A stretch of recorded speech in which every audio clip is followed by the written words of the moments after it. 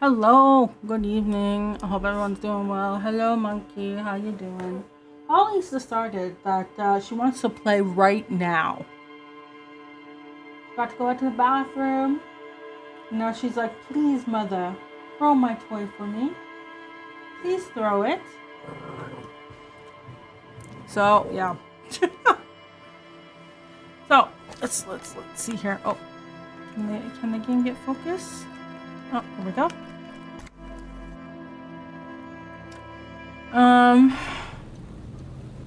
Right. If you boosted my server, what does that mean? Like paying Discord to boost the server, or like, hey guys, here's a cool server? Those mean two different things.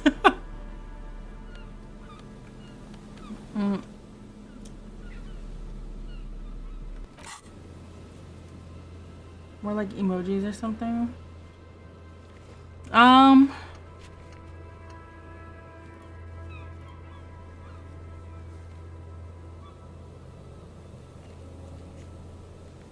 More emojis. What does that mean?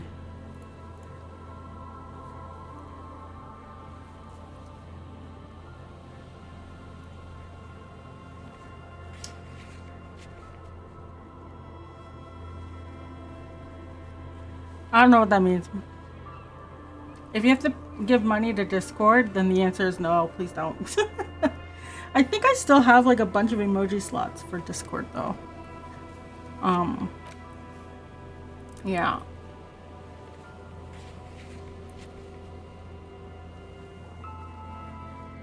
So, lots of things have happened in the past few days. Like, I may or may not have broken my toe. Hard to tell. Well, that's been fun. So, let's see. We've got...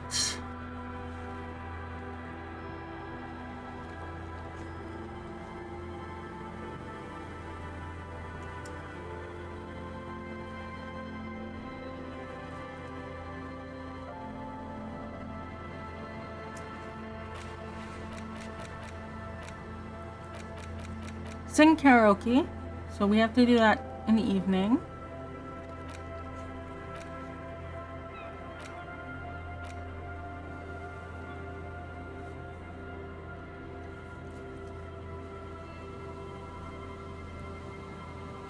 Huh? You serious and talk about how people they treat VTubers? Why? Why? Where's this coming from? I'm trying to figure out what I'm doing. Prove my authority. Yeah, okay. We'll do this at 9 p.m. And then we have to do this at 10 p.m.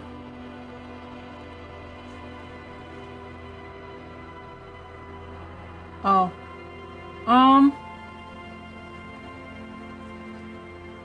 I'm thinking about how to do it without filling up my chat.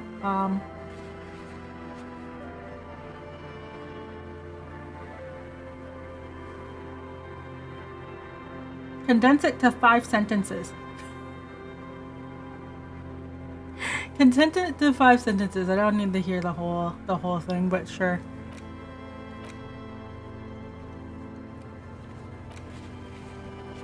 As a sentence.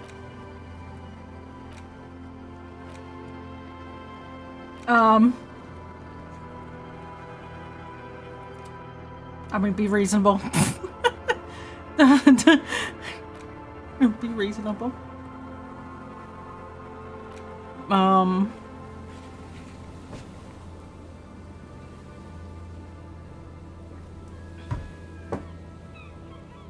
Because there's stuff like with this where it's like someone was being mean.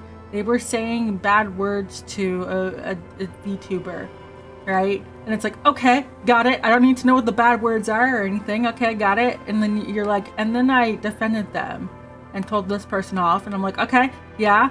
And then something happened. Like, you don't have to, you don't have to give me all the details. Summarize. Okay, and then we don't actually have that many tasks. We do have a lot of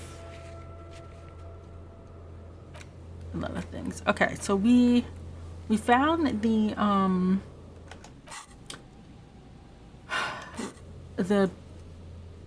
alien hunters or whatever. They're looking for supernatural creatures, and we were talking to them, and then I got tired. So hello. What can I do for you, officer? tell me about these traps. Well, they may not look impressive, but Lena designed them quite cleverly, so I'm sure they'll do the trick. Oh, she designed them? Yes. Simple. Attracted by the locusts, the phasmid crawls down the funnel and, having eaten its fill, can't get back out. At least, that's the intention. The net isn't a perfect solution, but we didn't want to use anything that might damage the specimen's delicate exoskeleton. Parasocial relationship with VTubers and how they treat them as a friend. When they learn the VTuber isn't actually a friend, they went on a hissy fit for 10 minutes. VTubers and parasocial relationships. Okay, here's the follow-up question. What part of my opinion do you want? Do you have a specific question in mind? What are you using as bait? Locusts. Yeah, I kind of Nearly all figured that. known phasmids are herbivores, of course. But we've hypothesized that the Insulindian phasmid might occasionally prey on other insects. Inside the traps, a number of locusts crawl and tumble over one another in a tiny, chittering swarm. What will you do if they don't work? They'll work, I assure you. The predatory hypothesis, using locusts as bait, accounts for the failure of previous efforts by other teams, which use plants. We have given this some thought. The traps do seem to be deftly and thoughtfully constructed. It's clear the cryptozoologist's wife knows what she's doing. Just like, what's your opinion on people treating VTubers like friends and being too much?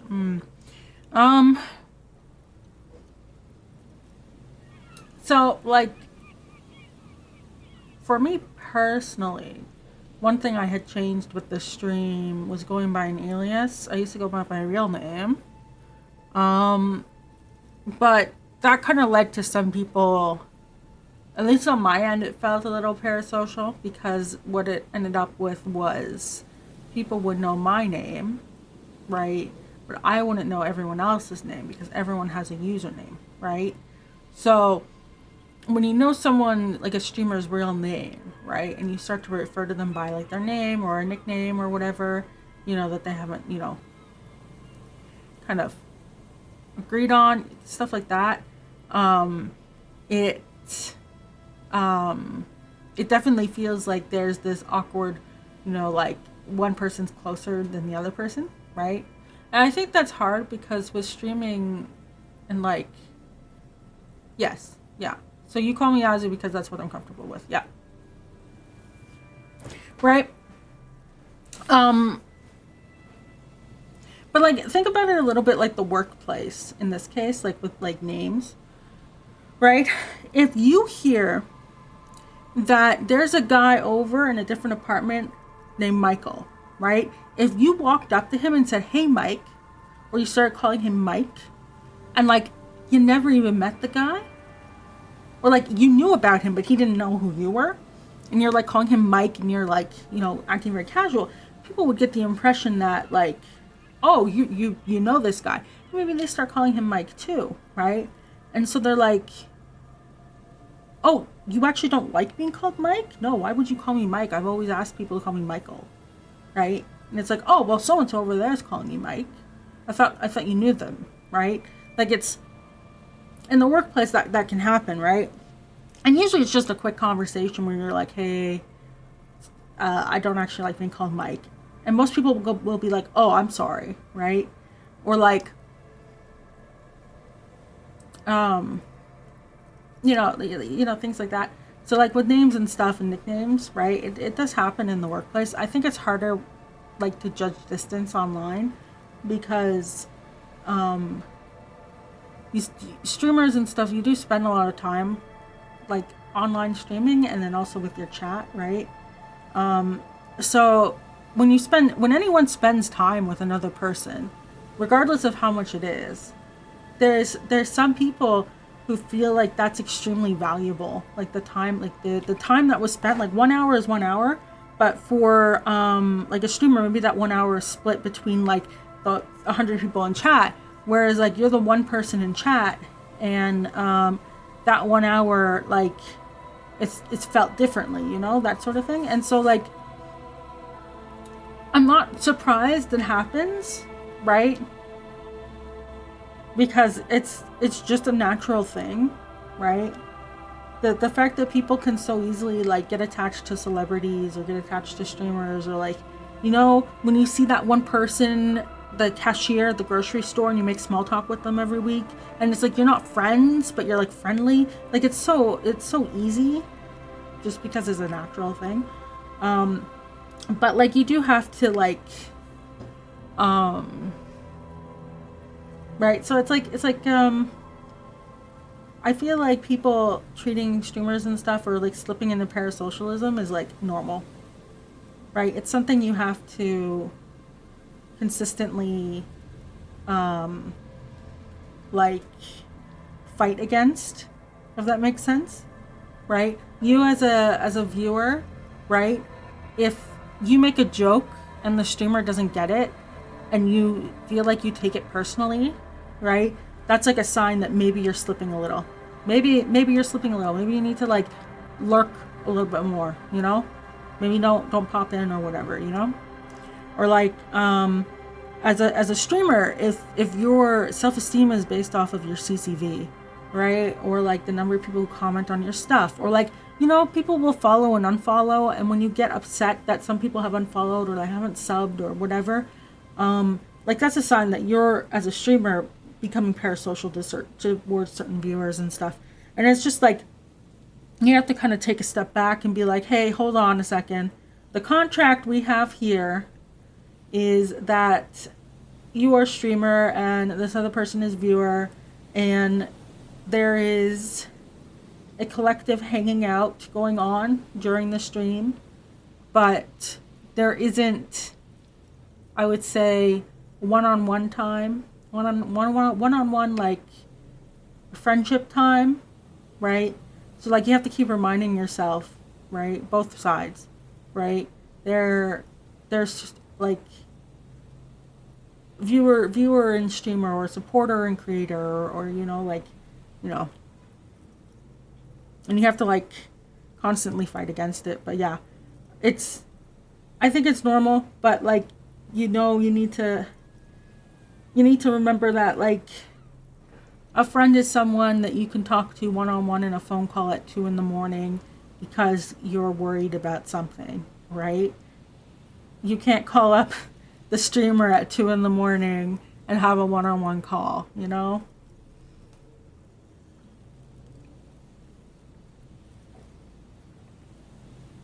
That sort of thing.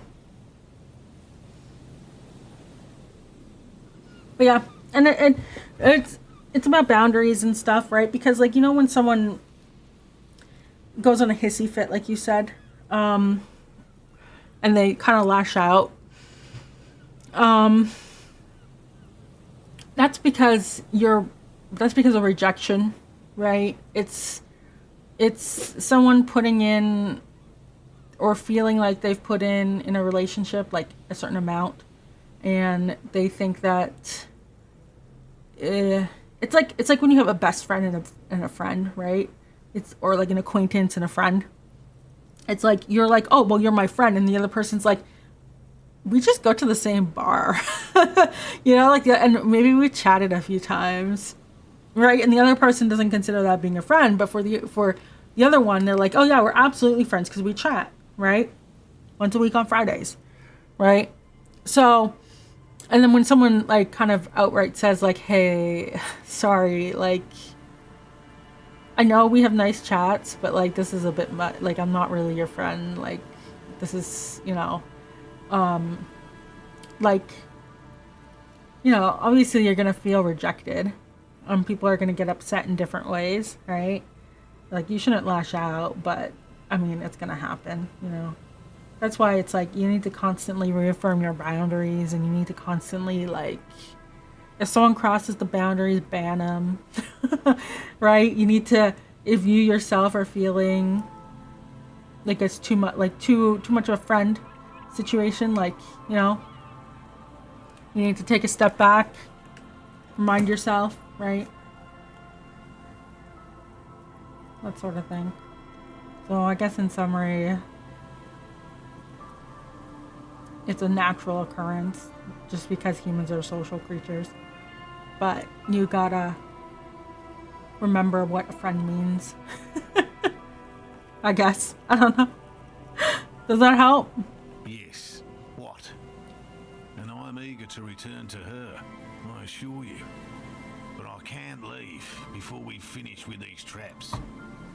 My wife understands that just as well as anyone. Come on, Morel. We've been soaking out here for days. It's time to go back. And leave the traps? Absolutely not. I won't let Lena down. Come on, she wants us back. I'm soaked up to my nuts over here. We'll both catch reed crabs if we don't dry out soon. Of course it's important to her. She's seen it. A verified sighting, on record. One of only 4 this century, and it's hers. She's seen it? Yes. That's how we first came to know one another, in fact. But that's her story to tell, not mine. Suffice to say, it's long been our dream to find proof of the Insulindian phasmid together. Can't abandon course now. Oh, well, congrats on working on Beaver Tails. I don't really go down there, but good luck. We'll see if I remember. Do they already hire that early for like winter? Because it's still like 6 months away till the canal freezes, right? His spirit may be willing, but his body might be too old to endure the rigors of the coast. No. The traps need to be monitored on a regular schedule.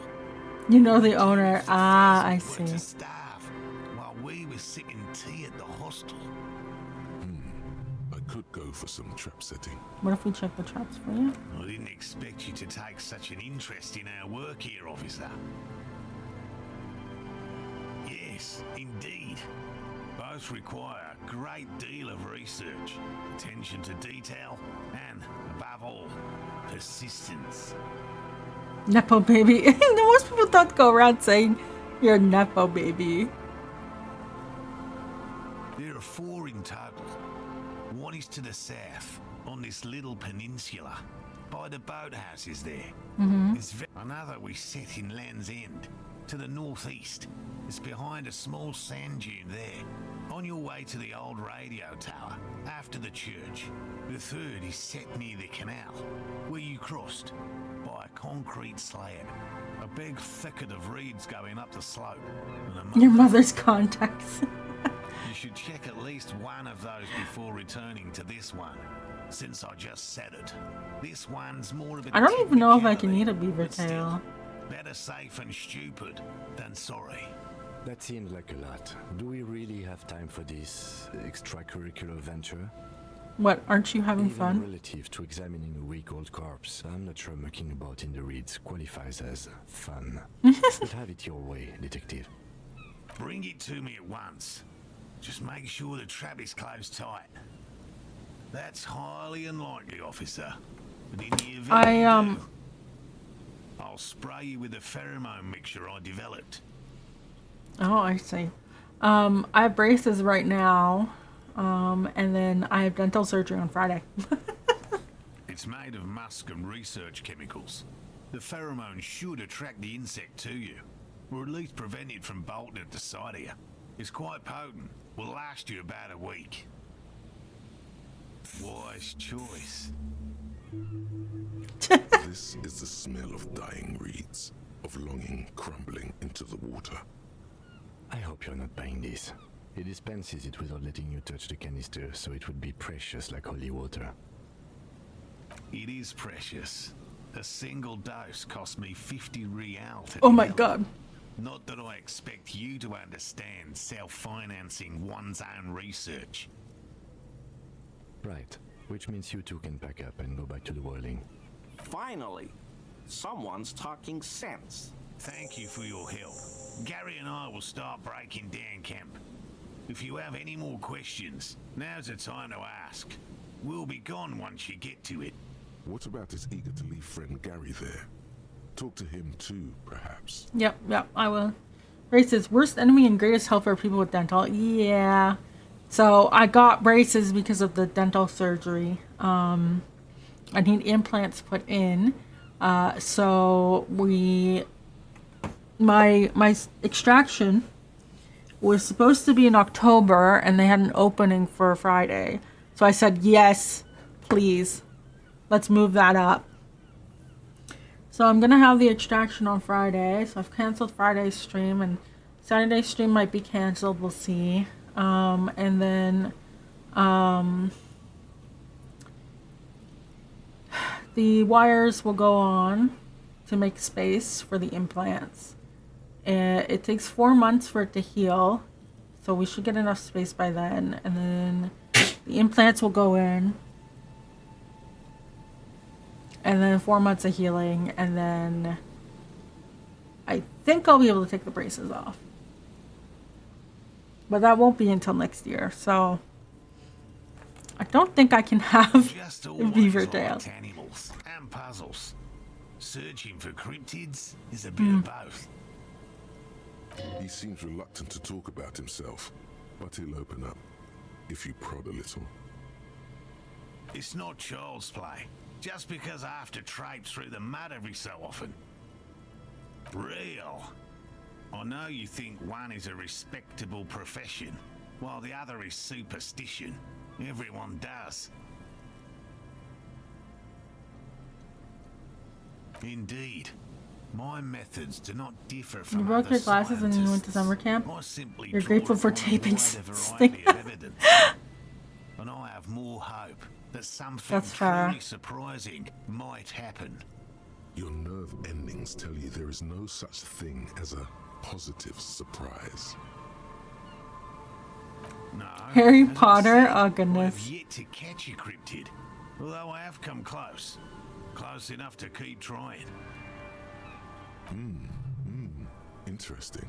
Something for later, this close call. Everything from forgotten regional lore to newspaper accounts, like the one that brought us here, to look for the phasmid. I keep a very open mind. No, very few cryptids are ever discovered, and not for a lack of trying. To stay hidden is a cryptid's primary quality. It's even in the name, cryptid. Of the list of cryptids kept by Now the you can work as staff at a summer camp Cryptozoological next Society year. of Chemney. Great resume stuff. 4,082 items Fair. long. About 2,000 have been confirmed as hoaxes.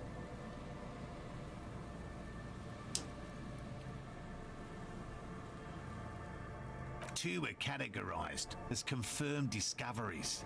The rest are in Only different 2 have been stages proven of as real? discovery, refutation, and data collection. Yes, the Chateau Quan forest pygmy, who turned out to be an extinct species of primate, and a cave salamander from Yugograd, who is, honestly, quite unremarkable. It's in a zoo somewhere. We cryptozoologists are brutally honest with ourselves, more so even than the public. With cryptids, most cryptids are hoaxes or they are never found. That does not mean we should stop searching. Indeed. If our expedition is successful, every Am I paper coming to in the Pride? world will report on it. No. From Revachol to Dushantu, it will be a zoological miracle. No. Part of it is, well, apparently I broke my toe, so part of it's that. The other thing is, like, standing for a long time is still hard for me.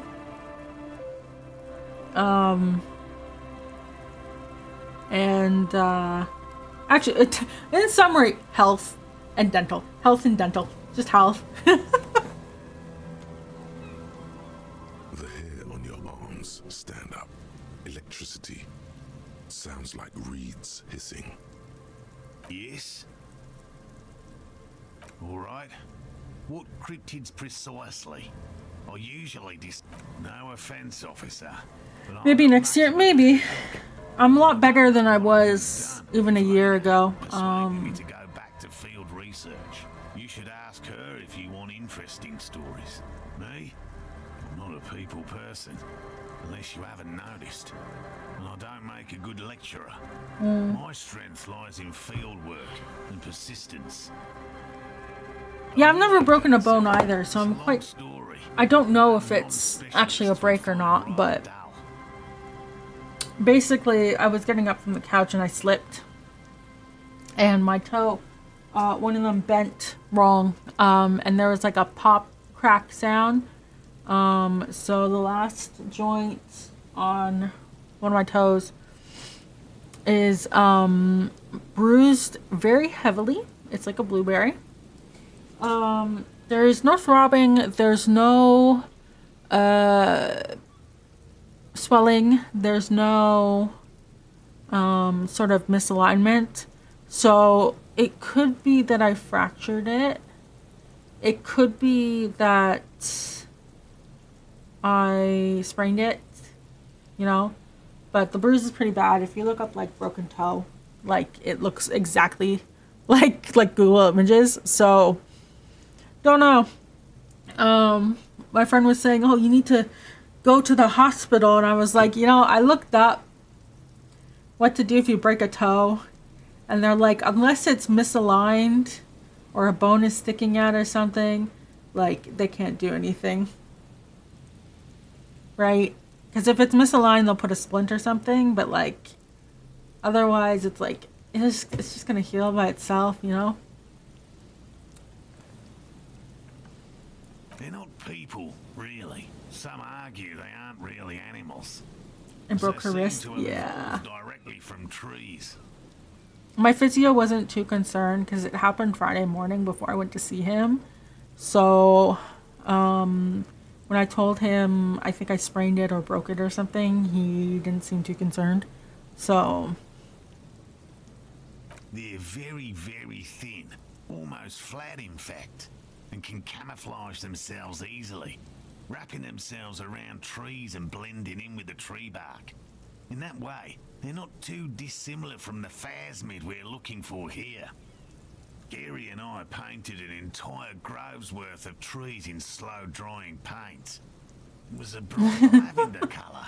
I was hoping one of the willow people would get paint on it and not be able to camouflage itself. After waiting in hiding for hours, I saw a figure slip from one of the trees, a lavender shadow, dashing through the grove. I chased it with a net. Not very elegant. You can't be elegant in the field. And, well, it was faster than me. A lavender shadow. I know you think we were snacking on funny mushrooms. It's easier to mock someone than to admit that the world might be more interesting than you've imagined. Furthermore, I'm not saying it was a confirmed sighting. I'm painfully aware of what goes into verifying such things. There is a serious possibility that I saw a squirrel or a trick of the light. I am my own harshest critic. well, thank you for joining. Have a good night. Enjoy your game. Confirmed. It's 100% verified and meets all the standards of an authentic cryptid sighting. By all means. All right, so let's talk to crypto fascist over here. I'm Gary. Very generous of you to help us out, officer. Yellow man. I mean, officer. The lieutenant raises his eyebrows. Yellow man? Takes out his notebook.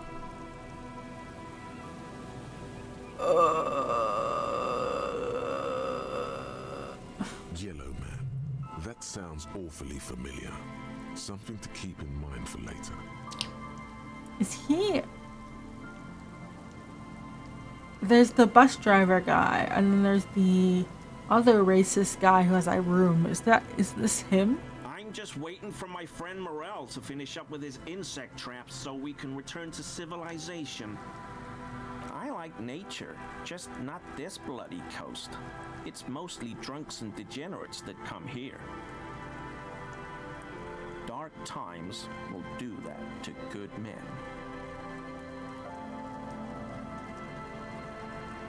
Do I have the yellow man mug on me? Oh, so that's what the RCM in Martinez is about. Great to hear someone's finally taking care of that. So you do know something about it?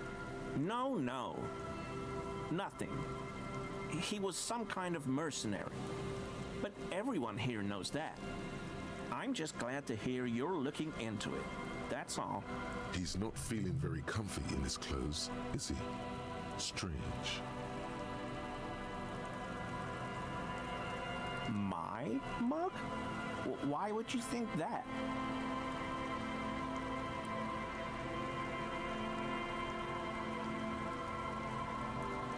You said yellow man. Really?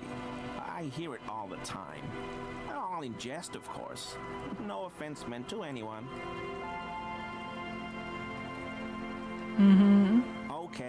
Okay, I admit it. I threw the mug away in the okay. trash So this is container mug. in the hostel. I know I shouldn't have, and I am very sorry, officer. You're not going to find me, are you?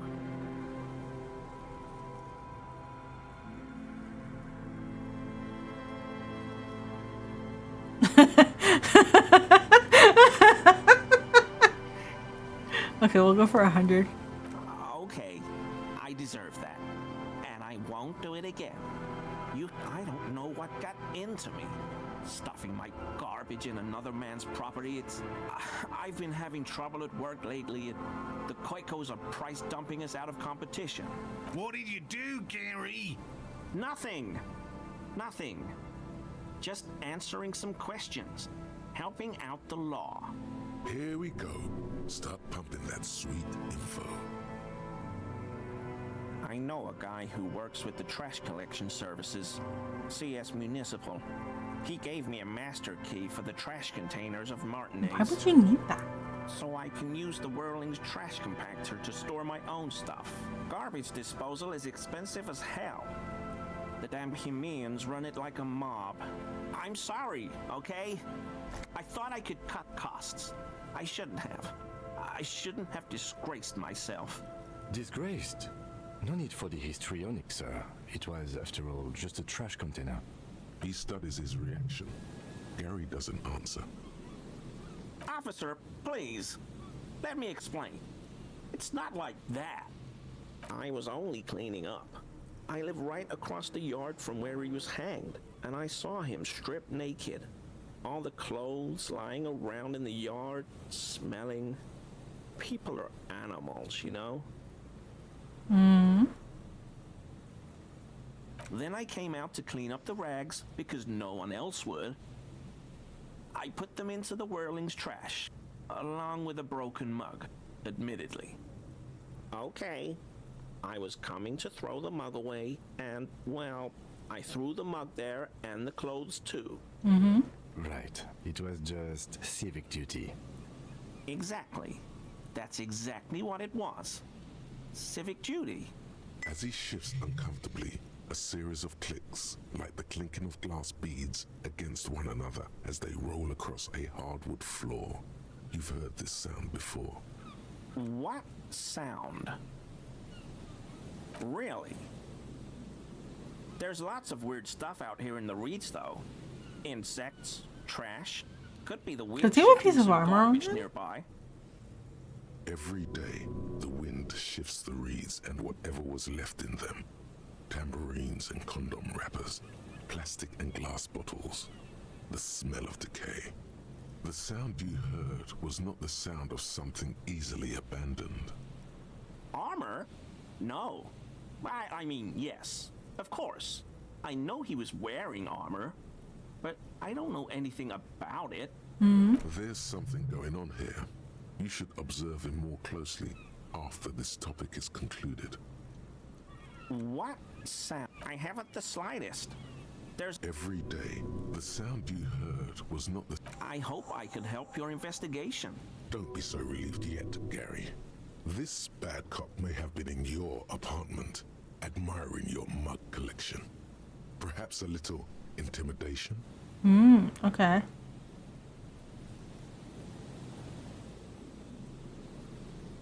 Sure do, officer. His eyes narrow slightly. He's wondering where this is going. Have you found your door open lately? Mr. Everard? So you work for Everard Clare? Officer, please tell him we're good. No, tell him I'll make it up to him. What have I done? He'll send the muscle after me. What do you do? As he lowers his tone, he hunches his back.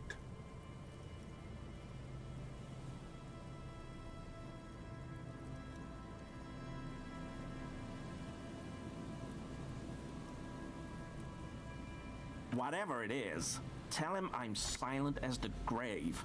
I was probably talking too loud in the whirling the other night about some theories. I won't do it again. If there's anything I can do to assist you, or the Union, just ask, okay? I'll try to help if I can. This scared him proper. He's positively melting from fear. Has to prop himself up with a lot of anger to keep it together. The weather vane has turned. He cannot be unturned. He clearly liked his squirming. He may even have changed his mind about the whole door opening operation. Hi. Okay. What do I need? Composure? Do I have anything that...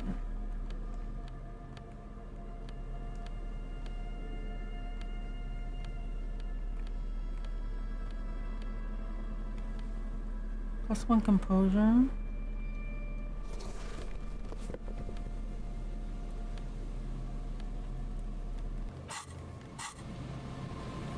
Always officers. Hi, 88. That shirt Yes. looks very uncomfortable on him. Look at the buttons, barely keeping that thing together, as if something is ready to rip out from underneath. Yes, like a piece of ceramic armor, for example.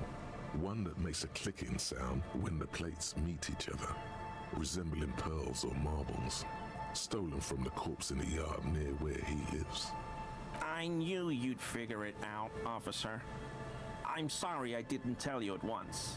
I was ashamed of what I did. And I didn't want you to know. Gary, what's going on? Later, Morale. I've got apologizing to do. No, you've got explaining to do. Uh-oh.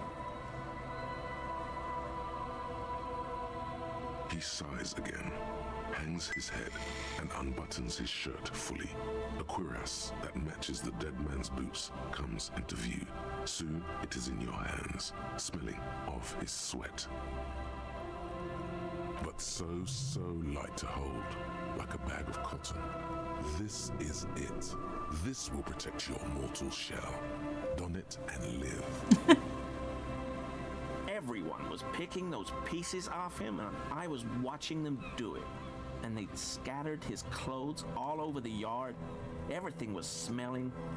So I went there to take out the trash and started cleaning up. All those rags on the ground, him swinging up there, and I had a lapse of honor, sir. I thought, he's a foreigner. They all honor? say he wasn't from here. Only the cuirass was left. So I stripped it off him. It was early in the morning. No one saw me. I took it with me. It was a mistake. Had I known it'd give you guys trouble, I wouldn't have... Fuck. It's okay. It was a loose end, and you are tying it up now. I'm so fucking sorry I called you Yellow Man. CLI officers commanded the suzerain's navy. Most of them sided with the king when... Because I was weak. I should have told you the moment I saw you. But The hell, Gary? You in trouble? I'll explain later. I always thought it was the Union, but I sure as hell won't go around saying that anymore. You have my word. I don't know, and I won't be running my mouth on this subject anymore. So he was going around telling everyone the Union killed the guy. Yes, absolutely. I will never do anything like this again. I won't mess with Mr. Clare either. You have my word. I'm sorry for what I said. No. I help Morel with research sometimes, and I've learned some things along the way. But I don't usually go in for picnics like this on my own. There probably is a follow-up to this, but you can't think of any. Doesn't matter. Waste of time anyway. Gotta keep moving. Alright. We got... -1 empathy.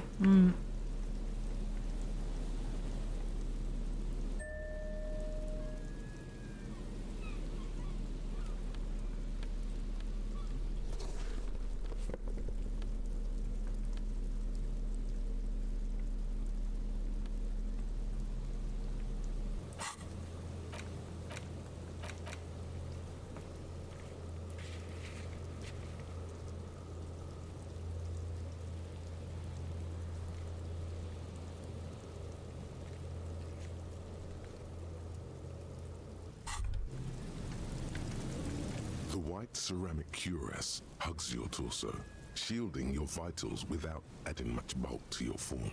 Your movements cause tiny little clicks, like dice rolling somewhere far away, as the plates reorient to your motions. The hardened vitreous enamel, at once sleek and light, adds a glow to your cheeks and a spring to your step. Just imagine what a full suit of this stuff could do. If only I didn't fuck up with the legs. You really do feel more confident. Invulnerability does that. Even partial invulnerability. 2. Are you sure you're correct there? There was a helmet too. 3 pieces more like. You were ambitious. It may be a while before you have all the pieces. In the meantime, you should analyze the armor. Figure out its vulnerabilities. Remember, this is a highly specialized kinetic redistributor meant to stop bullets. Wear it. Observe its properties. See if there's a weakness in the design. For the day you have to fight someone covered in the same material. Is that a foreshadowing?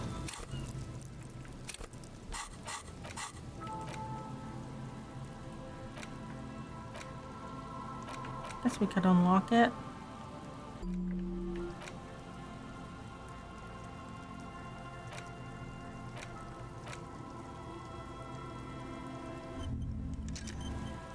Alright, Holly wants out. Give me a quick second. I'll let her out. I'll be back.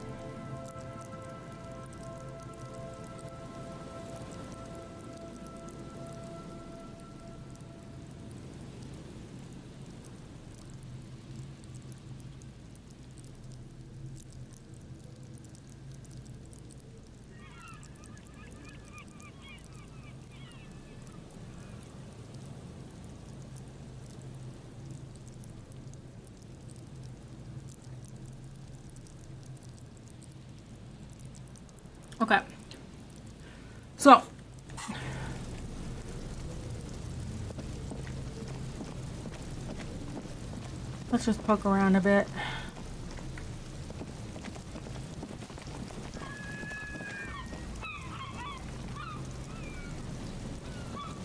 Yes.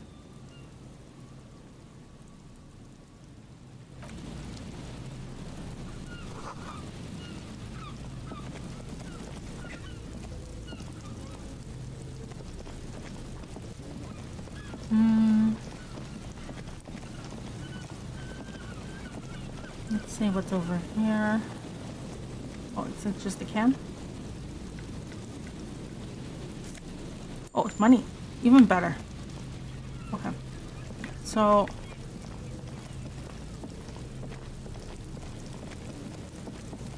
poke around a bit.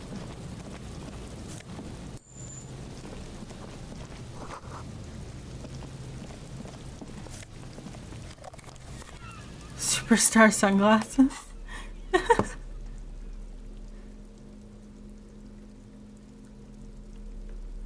What glasses do I have right now?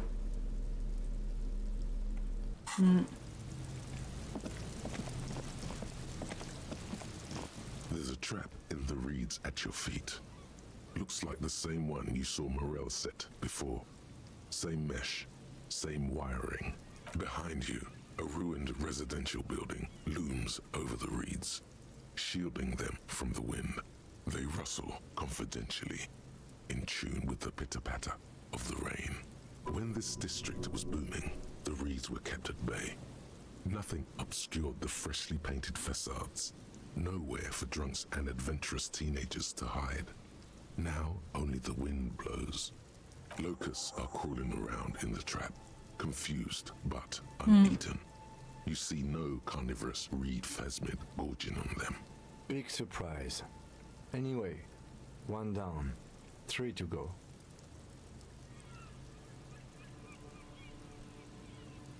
No, you weren't.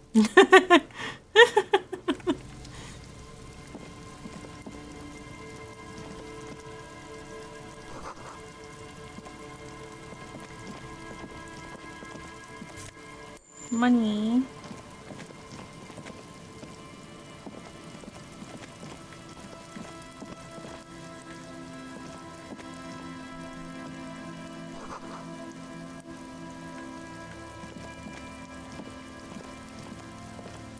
A scattering of bullet holes is spread across the cracked wall, reaching from one corner to the other. Correct. The density of the bullet holes is unusual. Even in a general average bullet hole frequency in Martinez sense. Grim affairs. Meaning this is a lot of bullet holes. Looks like fully automatic rifle fire. Something you don't see these days. The manufacturing and sale of automatic rifles was curtailed after the revolution. The destructive power of such tools proved to be too much. We do need to retain some humanity in this world. YOLO. A row of Whoa. ghostly shades stand facing the wall. There are many of them, a dozen at least. Their heads lowered and eyes blindfolded. Uh-oh. It's quiet. No sound. No movement. 10 meters away, other shades Well, that's are not lined good. up in an orderly manner. Automatic rifles primed. A gust of wind blows by. The coats of the firing squad flap slowly in the breeze. A single person stands on the side. Droplets of rain fall on the wooden planks, the surrounding sand dunes. The clouds block out any rays of light. A long time has passed since the moment of this fusillading. Rain and brine have since washed all the blood away. Not a trace remains. Execution. The abundance of bullet holes leads to two options. Either an inordinate amount of executions were performed here, or they did not use a conscience round, where only one soldier has the loaded rifle. Looks like this was a mass execution with everyone fully armed. A host of men, probably in everyday clothes, ragged from the conflict and covered in dust. They were not sitting, a common practice for executions in some nations, as demonstrated by the height level of the bullet holes. They stand, facing the wall. It's impossible to discern any details about their personality or background. 7 men in combat uniforms and dark coats, holding automatic rifles aimed at the people. Soldiers from some side, but from which one? The commandant, the one who gives the order. Machine gun fire crackling through the air, the lights of the muzzle flashes dancing on his face. I don't know. I don't know who died here, lined up beside that horrible wall. It could have been any of the parties involved in the revolution. Perhaps the ones executed here were the loyalist conservatives killed by the communists at the start of the Civil War. Or it could have been the communists put to death during the last stretch of the conflict by the coalition forces. It could even have been the employees of the failed R&D center down the coast, as their building was taken over by the revolutionaries. Or maybe... Yeah, it's very unlikely the coalition forces were the ones who died here. They were always the last ones against the wall. To be honest, if a coalition member was anyone in this situation, it was a commandant, the superior giving the orders. A cold sea wind blows away the figures.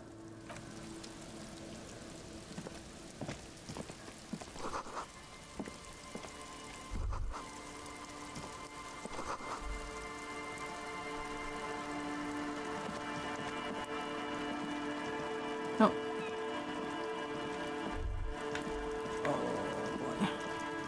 What's a thought? Sometimes I hate the controller controls. Okay, so I can't go around this way. Oh, no. Okay.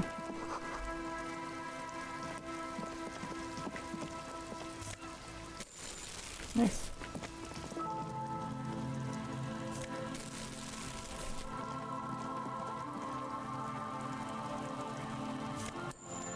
Money.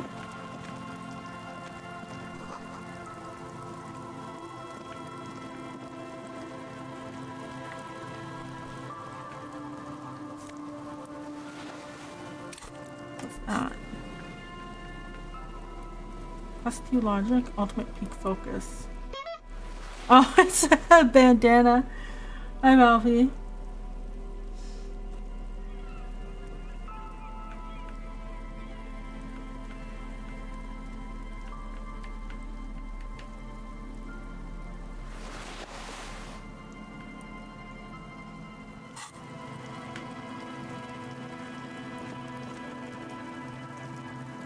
Can I not go down this way? I guess not.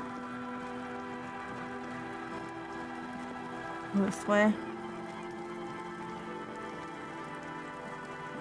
Where's my... Oh no. You didn't jump scare me. You'll have to try again in a few minutes.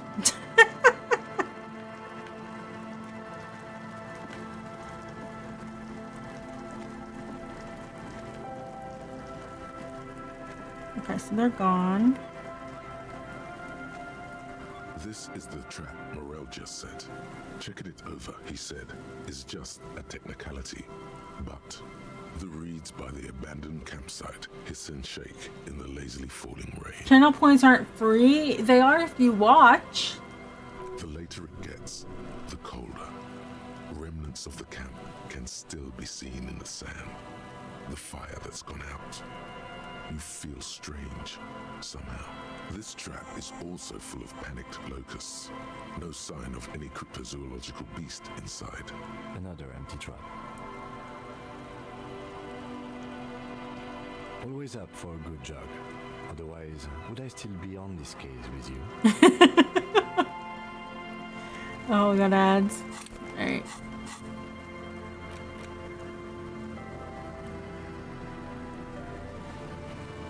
Hi Mickey, you have 17.2 so far by watching. Yeah, see? You just gotta watch. I have, how many points do I have on my mod account? 564,000. So, you know, it's doable. Wow, yeah.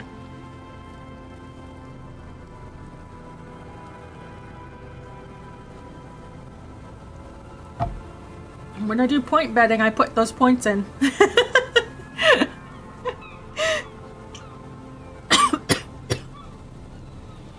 Because otherwise, you guys don't have anything to get for points, you know? But I haven't done point betting for a while because the last couple times I tried, it didn't really work out.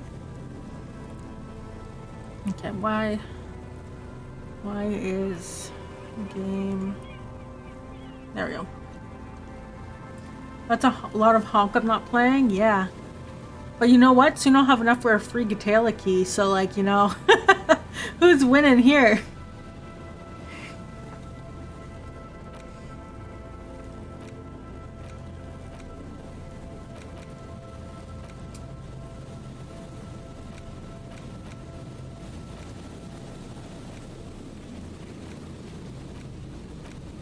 We've crossed off quite a few tasks.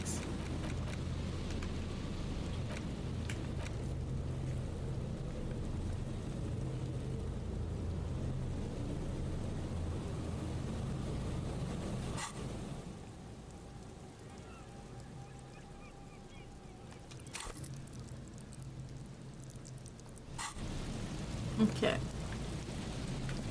Just see here. Where do we want to go? Oh, there's stuff up there. How do I get up there? Oh, there's a person. How do I get up there then?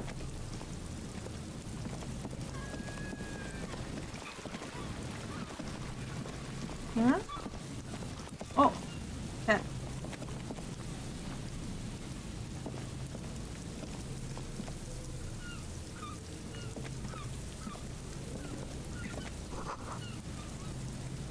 Is it a free game or 1400 jump scares?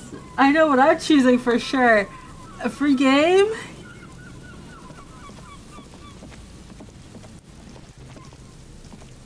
Alright, ad break's over. We found new people to talk to. Oh. And Mikhail noticed the windows, especially with how there are no windows on the south side. This was to deal with. You officers, come to investigate the historic subtext of West Martinez? I'm Tran Heilostam. You must be Kim Kitaragi, right? I was just telling my son about this building. Not a lot of people realize the historic significance here. Very rich in So you're saying I have 1400 jump scares in my future? Nice to meet you. Hypertext? Yes, hypertext. Young Carp and the collection of cultural hyperlinks. He's just making up fancy words. This doesn't mean anything. Oh yes, so Mikhail. They had to deal with monitor glare, especially in the summer. They still had vector monitors back then. That was 49 years ago. So they didn't have windows on the south wall. No, I can't say that we've met before, but I've heard of Kim, of course. Mikhail, say hi to the officers. You said you were stopping after spending 700,000 points. Mikhail's a little tired today. We spent all night trying to run Orbis on his radio computer. Have you heard of it? It's a programming language used in Grad. Quite tricky, but he wanted to play this Grad-made adventure program. We've been getting really into worms lately. But I assume you're not here for giant worms when there are so many real things to see. Just as I was telling Mikhail before, this is where the Coalition landed in 08. We could be standing on what is the most interesting landmark in Revachol West. Do you have money? Oh my god. Aha! But it's not just any empty old building. What not a lot of people know is this used to be the R&D department of Felt Electrical. And Felt, which now sells ink cartridges mostly, was once a top dog in the turn-of-the-century cybernetics boom. Hold on. What's R&D? Oh, challenging failure. I know what R&D is. It looks old and weathered, with seagulls picking apart its stone and metal carcass. Bushy undergrowth has taken hold of the collapsed rooftop. Some kind of bird has set up a nest on a broken windowsill. Apologies, it's an acronym for research and development. They don't use it anymore. You're probably more familiar with RTD, Research and Technological Development. Mea culpa. You are not familiar with that one either. This man is a bookhead. That's not surprising.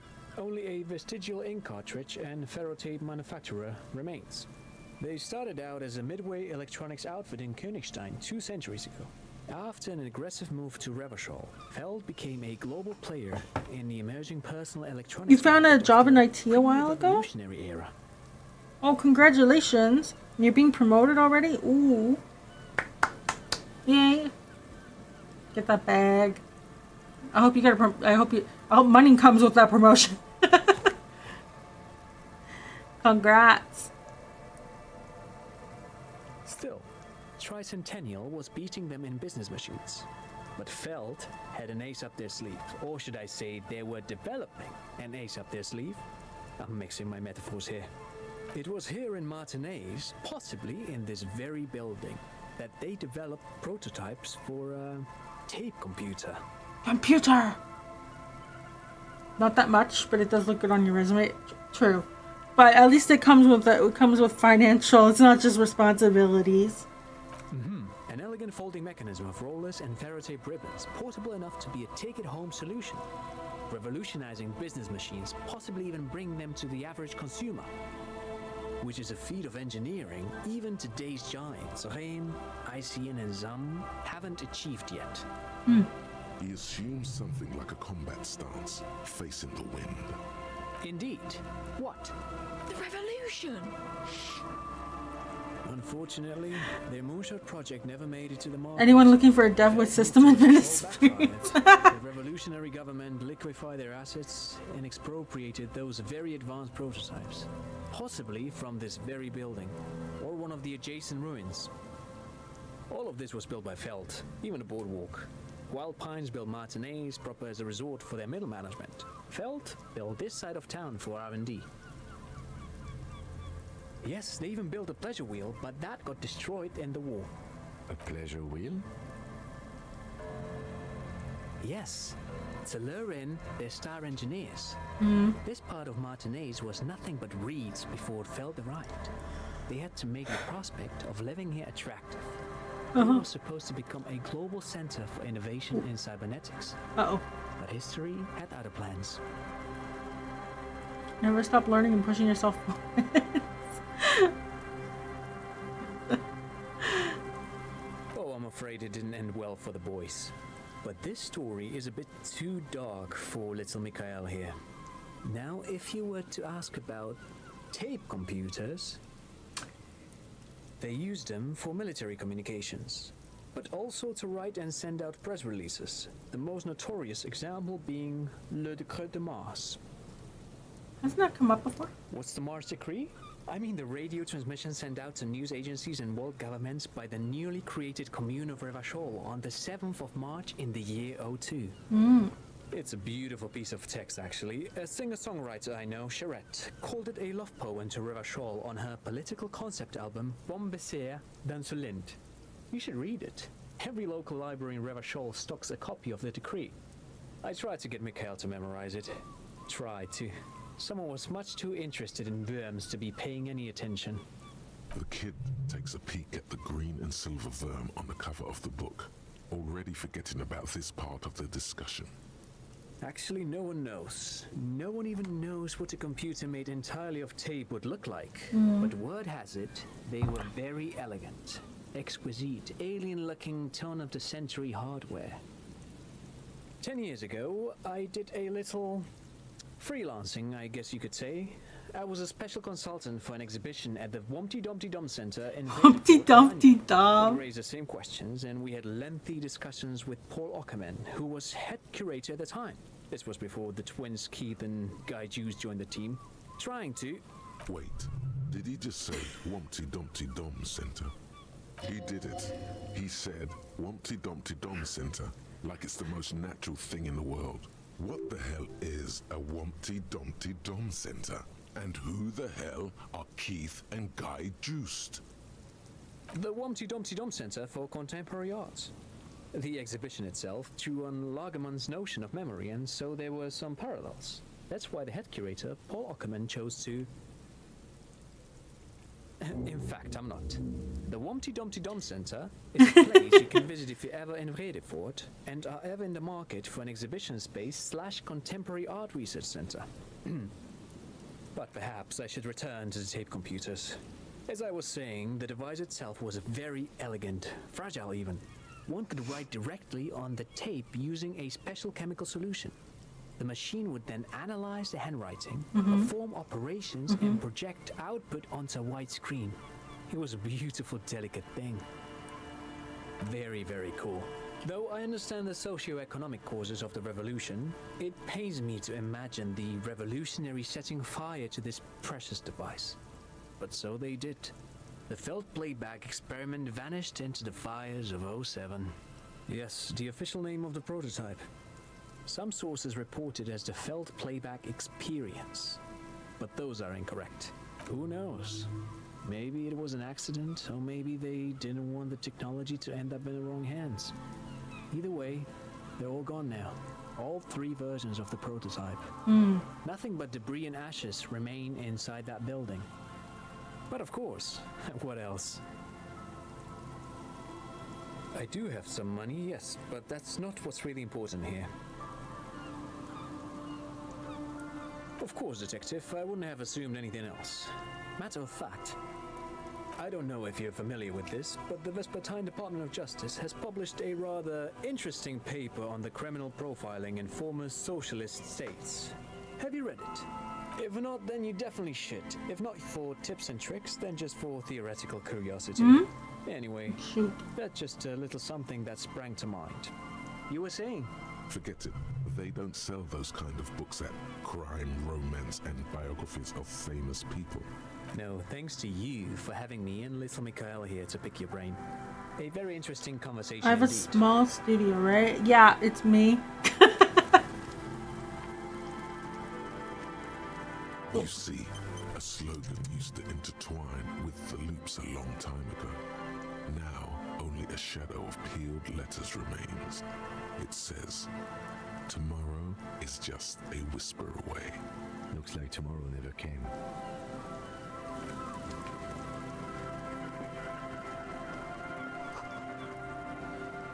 Money.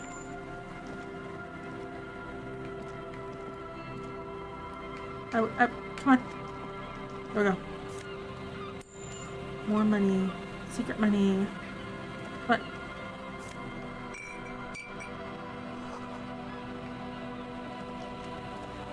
Yes, I do. It's just me, but yes.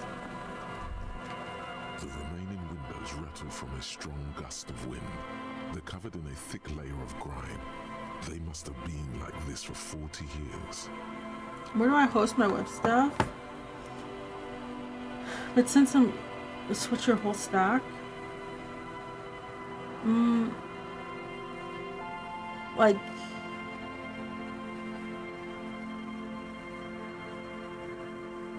I've never used Azure Microsoft, so like I can't say. When you talk about web stuff, what do you mean? Because like the only web stuff I really have is the WordPress site. Otherwise, like I run Jira off of a local server, so I'm not paying for that. Like I paid for the software once. It's $20, and then I haven't upgraded it since I don't need to. And then I got like Dropbox, which is like for file transfer. That's pretty much it. So web wise, I pretty much just have the WordPress site, and that's on DreamHost. So I'm not familiar with Azure, so can't really say.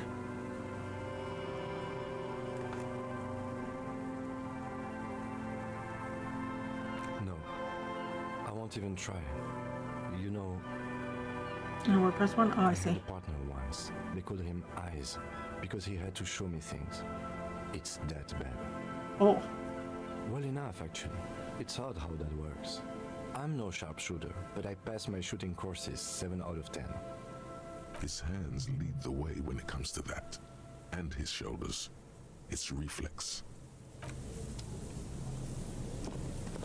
Oh.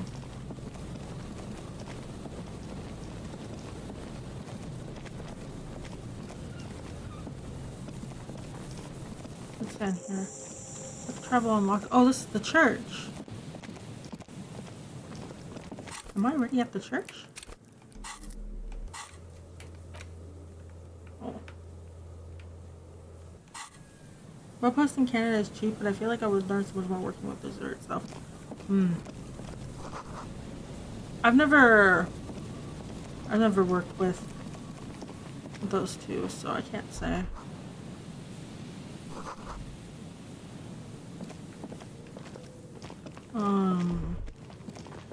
Well, this is the church. Wait, okay.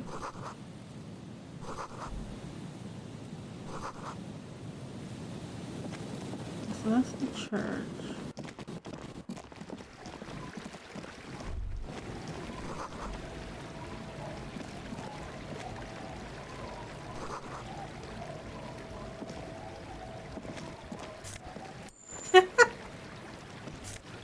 There's money in the posts.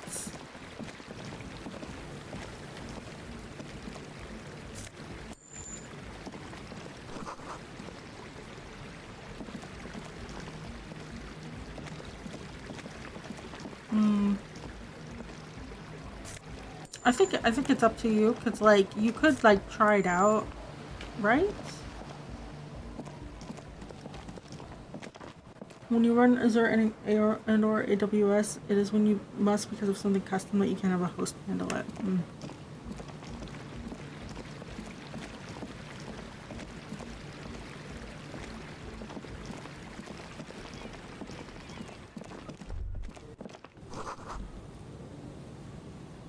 It snows. Okay.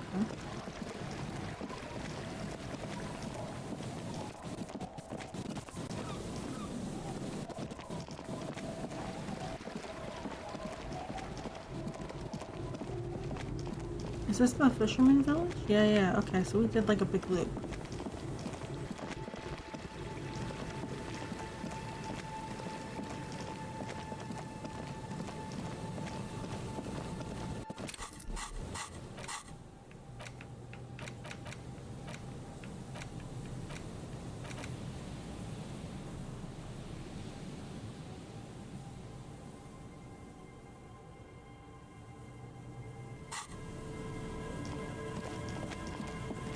You'd have to think a bit more. Yeah, I would say my suggestion whenever looking at tools is to like look at what your goal is, I guess. Someone has left an unidentifiable article of clothing on this railing. It smells really bad. It's streaked with dried seagull shit and tangled with pieces of seaweed. A dangling arm suggests that there might be a jacket beneath the crust of filth.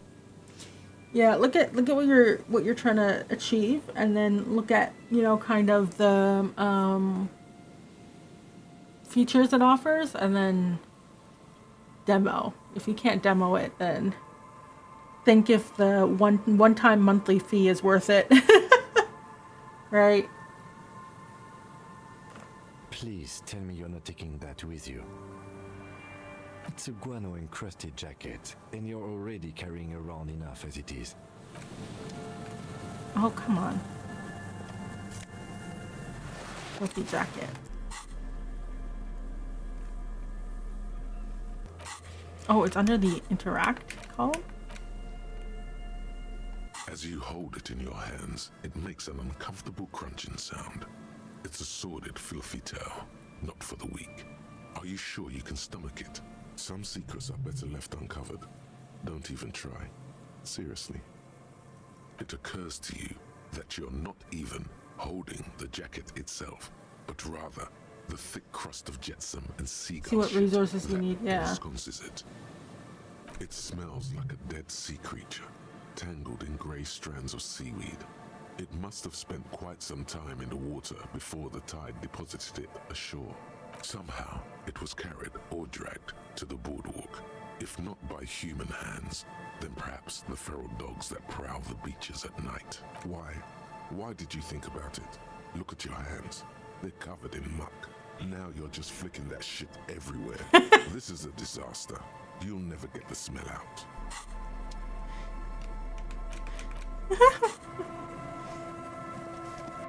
Kim, you want a hug?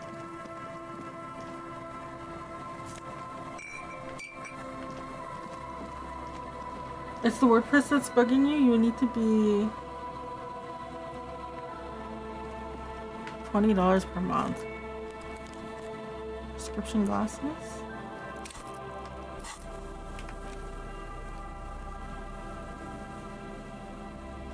Nausea-inducing hell glasses.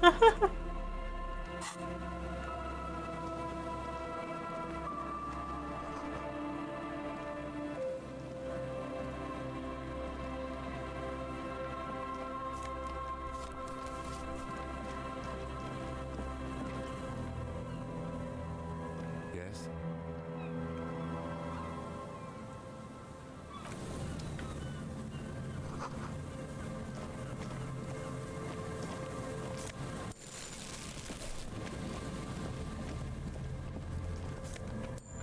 Stealing all their money.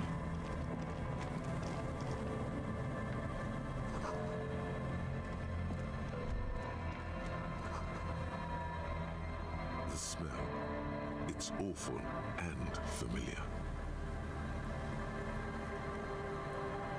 You're hosting it for someone, or you could tell him to get his own hosting. You could. It doesn't help. You can still smell it. Keep it in now. Don't overreact. Breathe. Don't you recognize it? That hideous pungency, that faintly cloying sweetness. Only death smells like that. Something cold wakes in the pit of your stomach. Fear. The lieutenant has already brought a handkerchief to his nose. Can we find a corpse?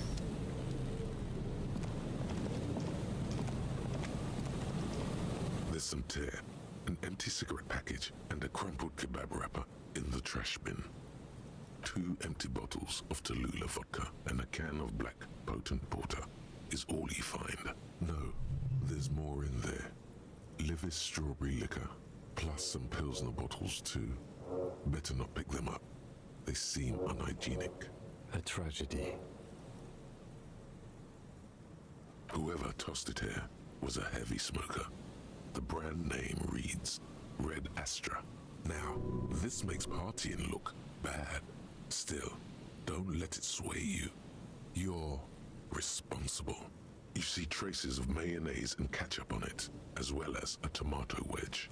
The wrapper reads Shish Kebab Revachol. It's hard That sounds to tasty. concentrate in the smell. The sea air brings some relief.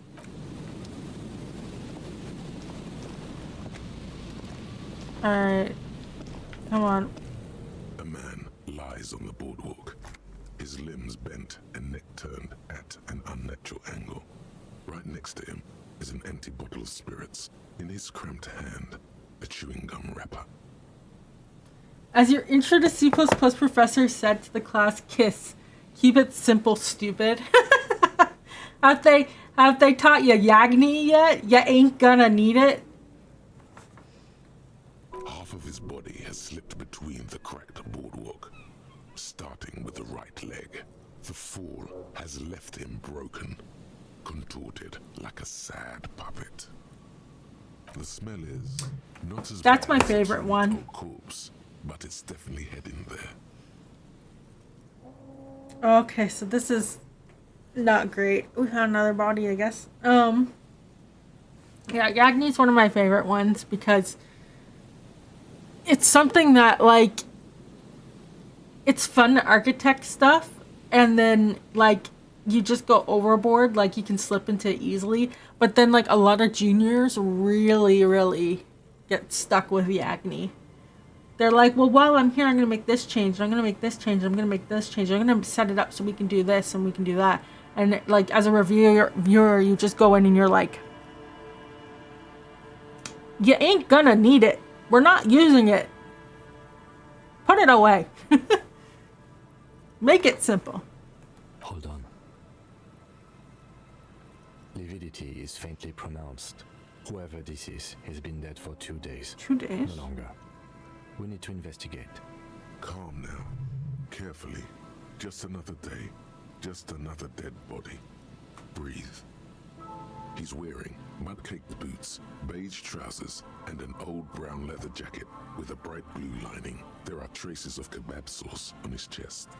The leather jacket suits him well. It must be custom-made.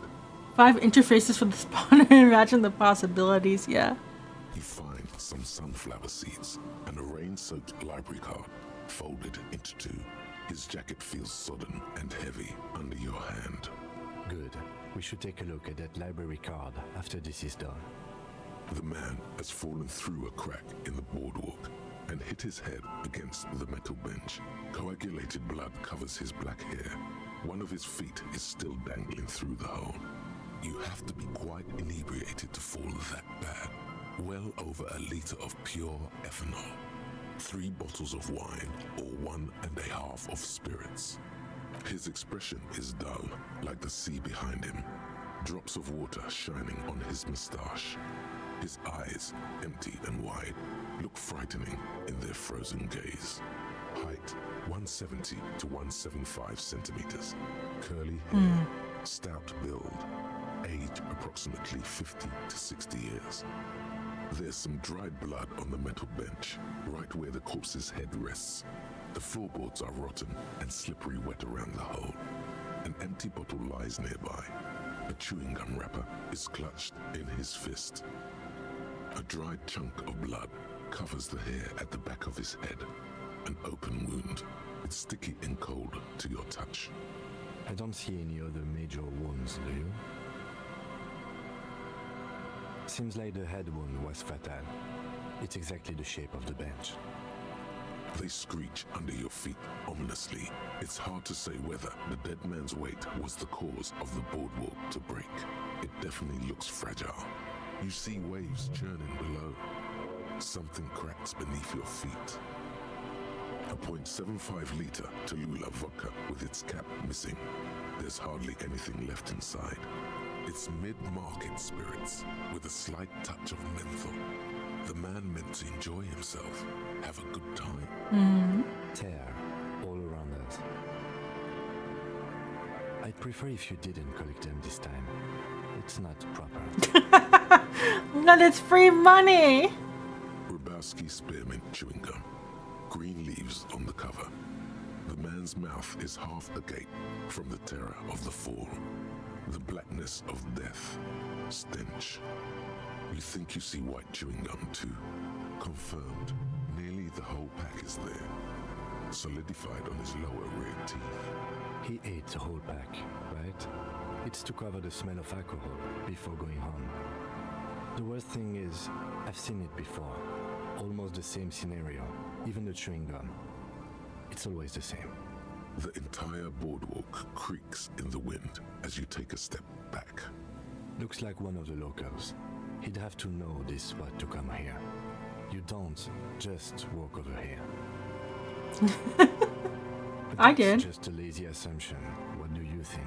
At least this man knew how to party. Imagine the same scene without the bottle. Now that would be just sad. We do know that he was married. But you're right. Let's not run ahead. For now, all we know is that he's an unidentified middle-aged man found dead on the Martinez boardwalk. Death by misadventure. He slipped and fell through the boardwalk. A truly unfortunate accident. If it wouldn't have been for that bench, he'd be alive. No, I don't see anything that points in that direction. For now, let's treat this case as a simple, albeit sad, accident, unrelated to the murder case. Yes, but what if there's a killer on the loose? 2 suspicious deaths in such a short time frame. A sequence killer? There's nothing that connects those 2 bodies. This is a completely different case. An accident. Yes, but I just wanted to make it clear it's not a sequence killer. Okay? Oh yes. Some symptoms of acute alcohol poisoning could have definitely played a role here. Severe confusion, respiratory depression, unpredictable behavior. But I think that death arrived through head trauma, not liver failure. What about it? The deceased ate some kebab. It's probably from a nearby place, maybe in the box. They'll seal this place off after the news reaches the coalition officials. I doubt that they have enough resources to actually repair the boardwalk. Not that sealing it off would keep anyone away. All it does is keep the city council's hands clean. It does seem to be a pretty straightforward misadventure, although there's still a question of identifying the body. From where I stand, I can see two options. We either take the case and follow the leads to identify the body on our own, or we report back to the station and leave this for our colleagues to handle. A field autopsy isn't necessary if the cause of death doesn't appear to be criminal, and this looks like a simple accident to me. I'd say we should just write down head trauma in the autopsy report and leave it at that. It would save us at least 2 hours of unnecessary work. Maybe, but we don't really have much time or resources to spare. The guys at processing will take care of the rest. No need to rush. Okay. Let's take a look at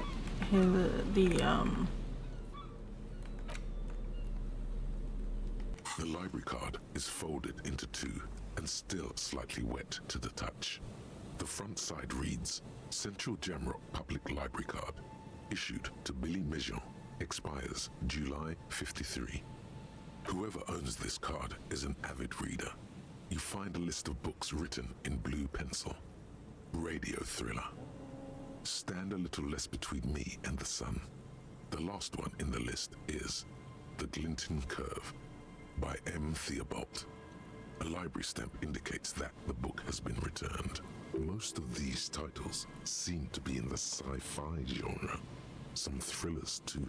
If lost, please return the card to the library. Dial 005 02 55211 or visit us at Moreau Street, 78, Jamrock. Business hours, 900 to 1800. We should first decide what to do with the body before taking any other actions.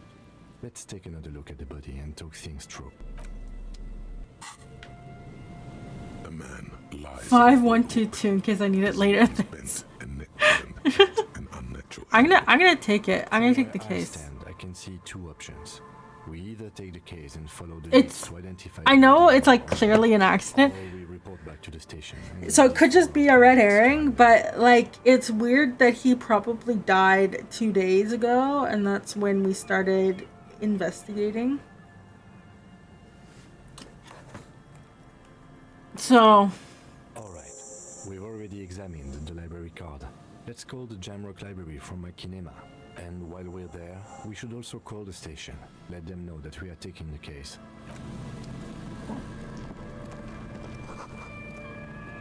so.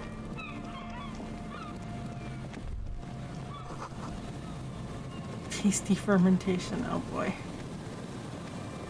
Okay.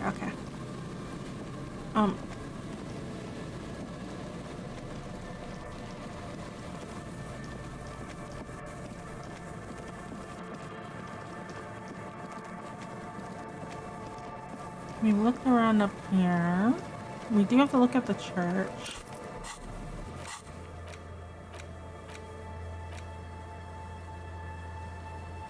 Northeast. Okay, so maybe the other land trap is up this way.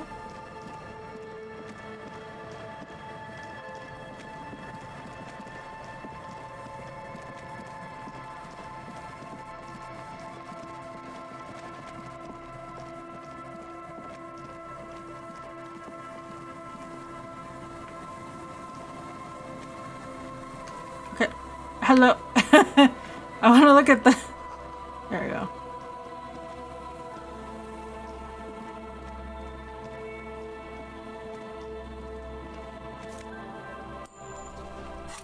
Yeah, sure.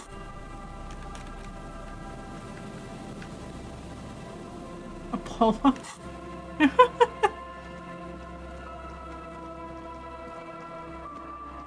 Oh, there it is. Okay.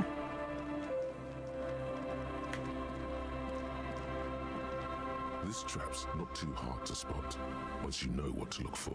Keeping it hidden has not been a priority for the cryptozoologist. The reeds sway in the coastal breeze. They seem to be waiting for something. The wind picks up here, near the Cape's end, surrounding the narrow strip of land from 3 cardinal directions. It's cold for this time of year. Nothing but locusts in this trap as well. Definitely no cryptozoological monstrosity. Empty as all of them. One more of these and we are done.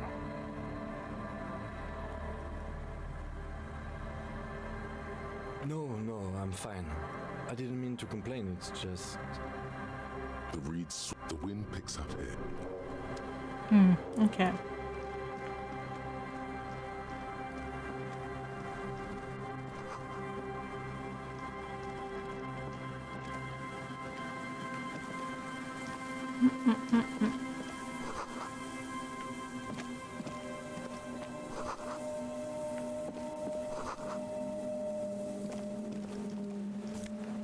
What time?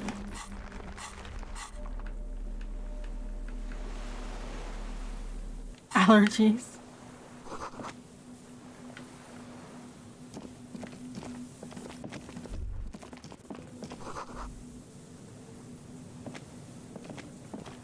Does it?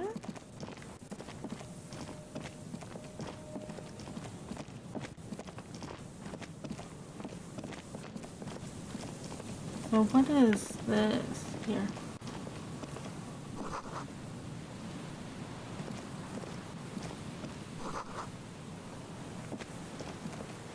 An old door, worn by elements, guards the depot.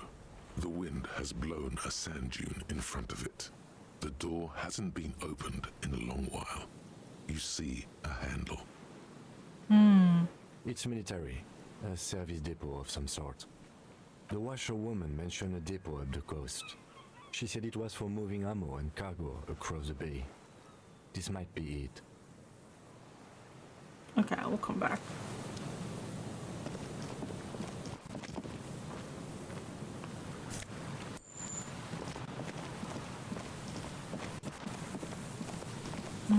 Okay, and then we have the church, which we haven't explored yet.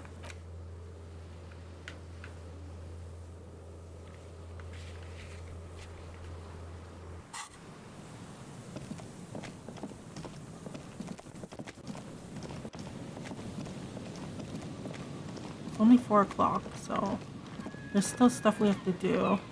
We have plenty of time until the evening.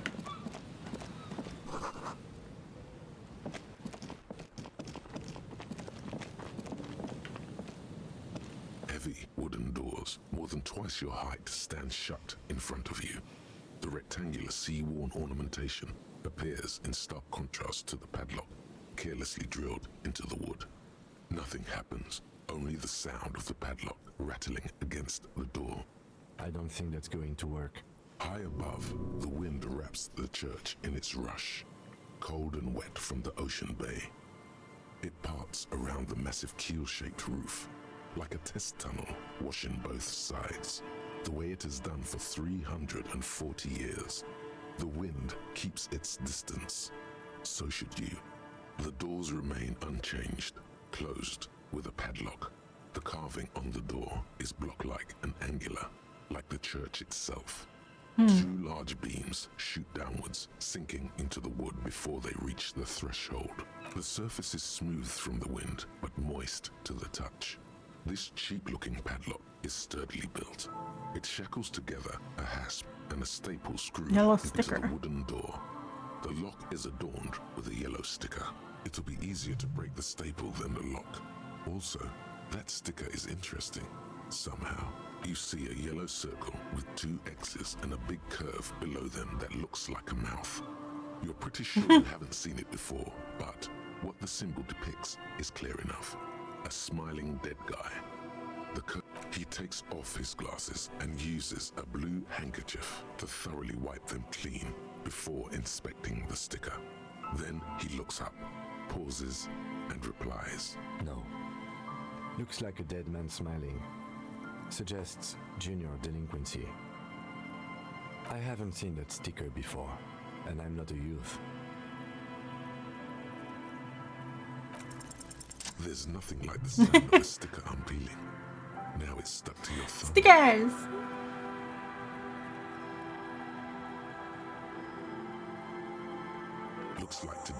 was a gold star day. The padlock passes through a staple that's been hastily attached to the wood. Closer inspection reveals that one of the screws is not a screw at all, but a nail. The work has been done recently and is unprofessional, to say the least. Should you want to get through, it might be easier to just pry the whole thing off. Maybe we should circle the building first and look for another way.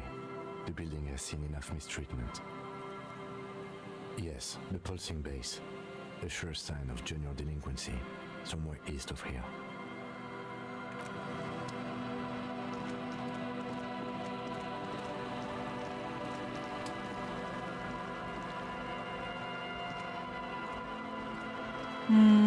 Okay.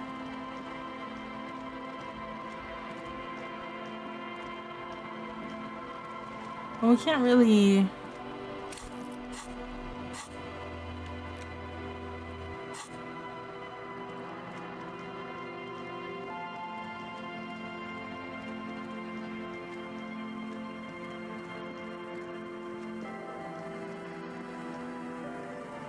Yeah, we can't really circle the building. Maybe someone will be there later.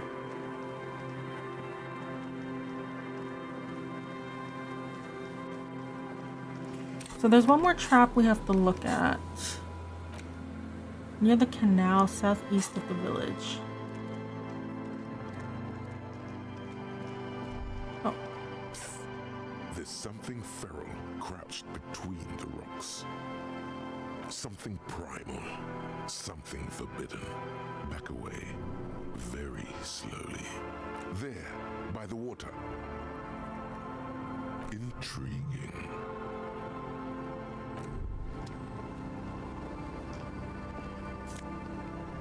Leopard bodysuit?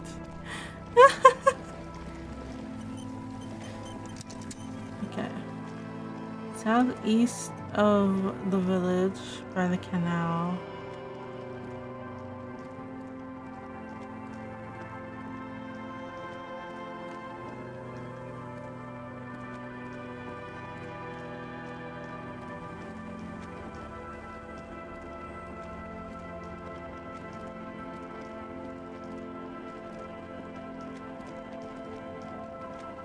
I'm looking for...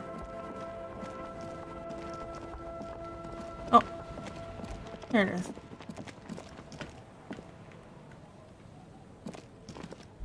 It takes you a moment, but finally you spot the last of Morel's traps. This one's partially obscured by the reeds. The reeds bend forlornly toward the sand. You see slabs of concrete north. In the east, the city center hums to you. Hi, Lamb. How are you doing? The constant, distant song, louder on this part of the coast, nearer somehow. And there's that cold again. Always the cold.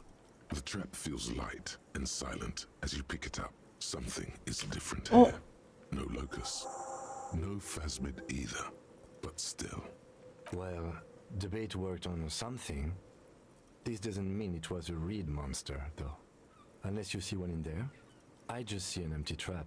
The netting is a little untidy, messier than the others, like someone or something picked up the trap and shook it before dropping it back down on the ground.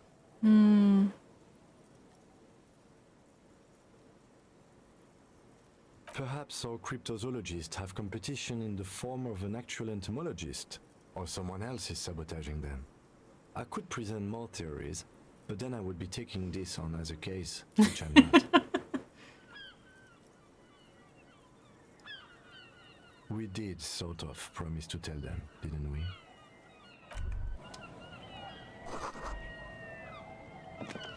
Alright, let's go report the death and,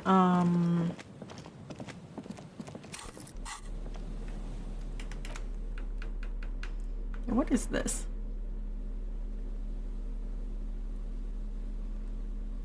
This is a men's size L, leopard patterned unitard with short sleeves. There are bits of seaweed stuck to it. It speaks to the animal inside you. Please don't ask me to wear it. Actually, this is a leotard, not a unitard. Unitards have legs. Slow and steady, boy. You know how to handle this. Do I? Drop it now. This thing will eat you. Can't you feel the hairs on your arm and on the back of your neck standing up? Your heart rate races through the roof. Your pupils are the size of marbles. This is irreversible peril. Yeah, but why does it taste so sweet? Run, you idiot. There's only one thing left to do. See how it fits. Just know that once the leotard goes on, it never comes off. You will change irrevocably, but don't you want to feel different? No. It can be a secret that only you know. No. You crumple the leotard up into a small ball and place it discreetly in the corner. It's someone else's problem now. No, we'll leave that thought. I don't need that thought.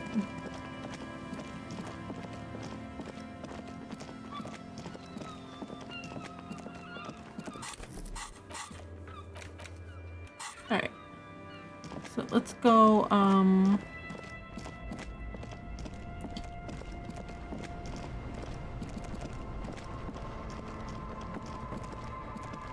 Inside, you see a set of steering levers, a radio microphone, a pull-out toolbox, and the soft glow of the fuel preheater gauge.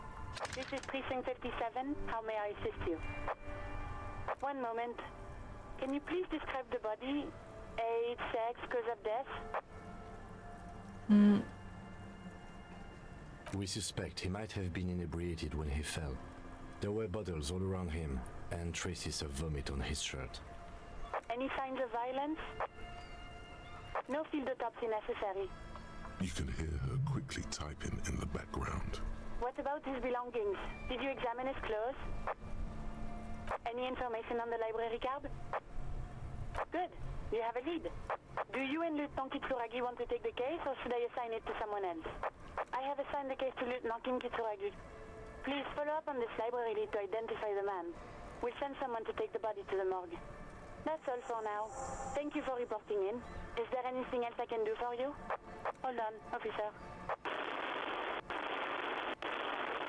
I've got Central Jamrock Public Library on the line, and I've already introduced you to their librarian. Connecting the call in 2, 1. Yes, this is Central Jamrock Public Library here. How can I help you, officer? Billy Majon, you said. Give me a moment, I'll have to check our database.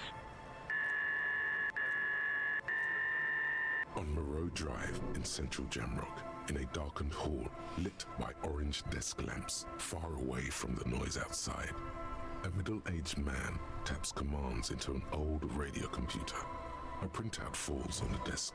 Behind him, a lonely reader scours some dusty bookshelves, looking for a paperback. Yes, hello, are you still there? I found Billy Majon's home address, is that alright? No phone number, unfortunately. Here we go, sir. Rue de Saint-Ghislain, 33B, apartment number 20. It's in Martinez, I believe. Cape Side Apartments, it says. That's all. 33B. That's where the smoker on the balcony lives, isn't it? It is. And we were going there tonight. It says here that they returned their last book just a few days ago, but I wasn't at work that day. Marie? Marie? Do you remember a reader named Billy Majon? They returned a Tybalt book the other day. Maurice, what? A woman yells. Then, yes. Okay, if it was the police, she's... Yes, it was my colleague Marie. She said that it was Billy's husband who returned the book. He also asked for this new sci-fi release, Lowe's Radio City 87, but we don't have it yet. Marie knows Billy. She's been working here longer than me. Sometimes her husband returns some books for her. Sorry, no. Marie only knows him by sight. Marie! She said it was an older man, and that she's pretty sure he'd had a drink or two the last time she saw him. 1 second. Sorry, Marie wasn't really paying any attention to that. Alright. Happy we could help. Goodbye, officer. Anything else you need from me? 57's over and out. In the cabin, you see a set of steering levers, a radio.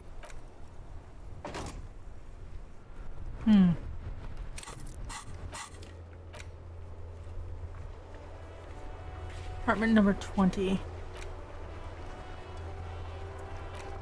Alright, let's go.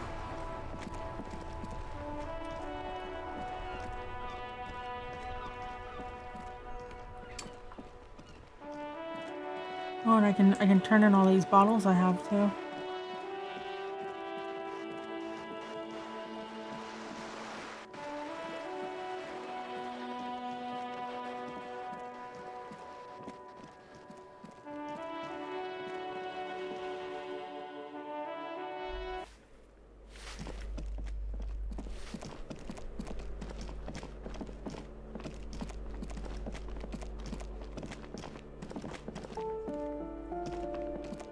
There's 20 on the balcony? Maybe.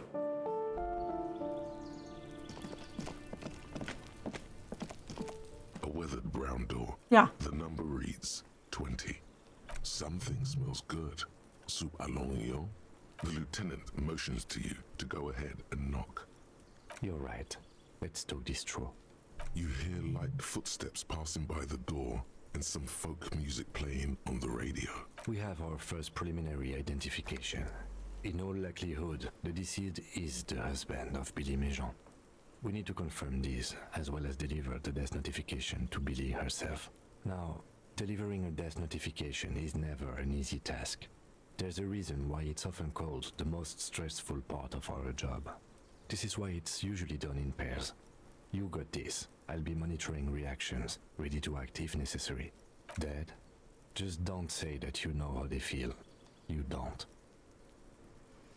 Alright. The lieutenant motions towards the door. Hello? Who is it? And someone turns down the radio. The police. A moment, please give us a moment. Tidying up, nervously. Come in, the door is open.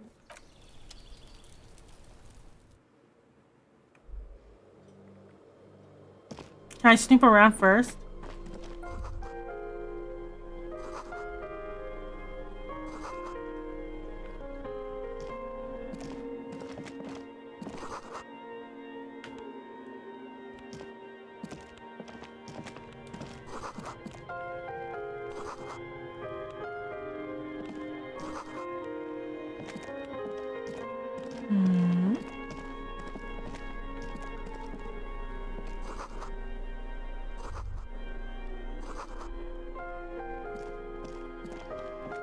Hello, I'm Billy. Would you like something to drink? Tea? Lemonade? We're out of coffee. I was supposed to get some tomorrow. The lieutenant has taken off his foggy glasses and is busy cleaning them in his handkerchief for now. You're on your own here. Is this about Victor, my husband? Is he in some kind of trouble again? I can come pick him up in the station if that's what. No, this is something much worse. Is he in a hospital? How bad is it? It's like ripping off a bandage. The least painful way is to do it straight away, without stalling. Impossible.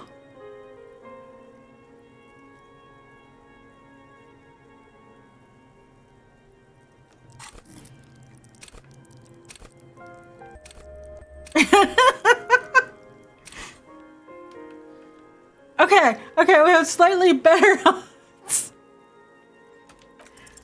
You've done this before. Oh, yes. Just keep your focus.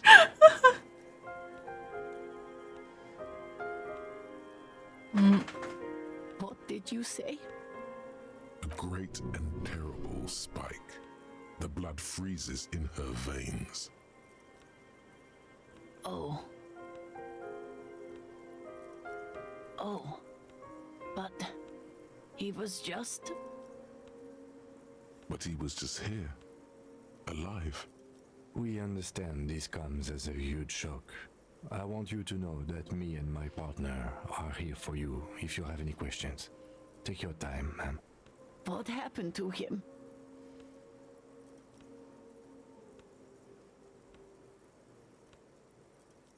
Was he drunk? I see. And you just found him there, lying in the cold. How long had he been there? If you say 2 days maybe, it will be etched in her mind forever.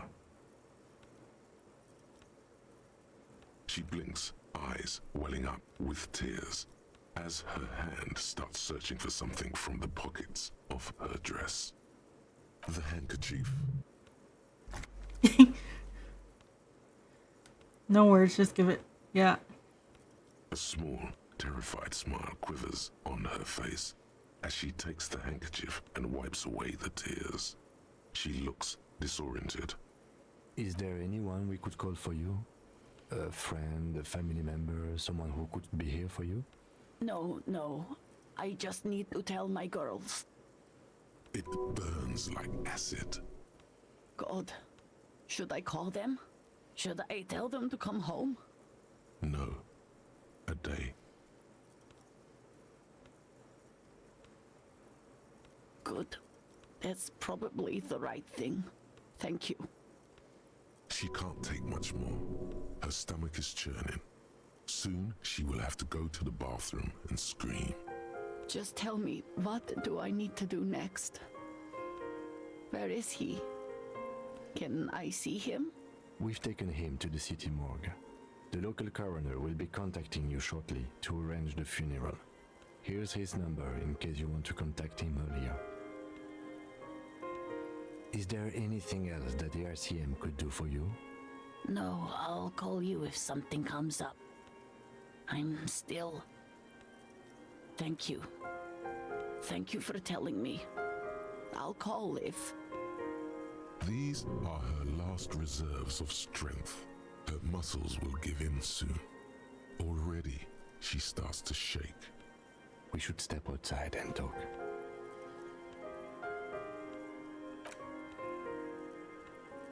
Oh.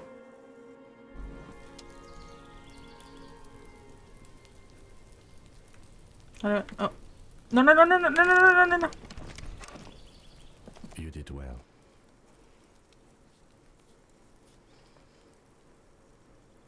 I'll call the station when we're finished with the day and let them know the name of the deceased. They'll manage. That's it. We should get back to our case now that our duty here is done. Let's go. Yeah. I hate how accurate that scene was. I was flashing back.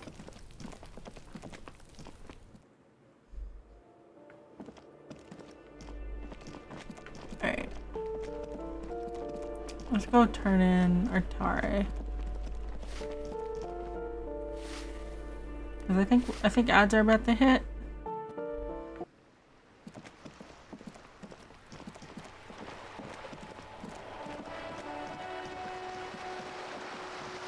Thank God I rolled on empathy.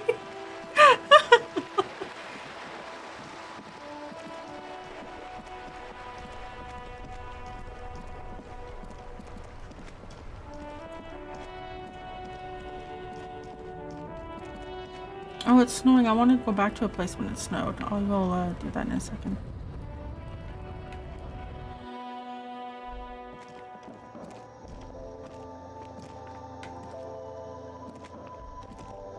Come on. The tear machines, your bottles clunk into...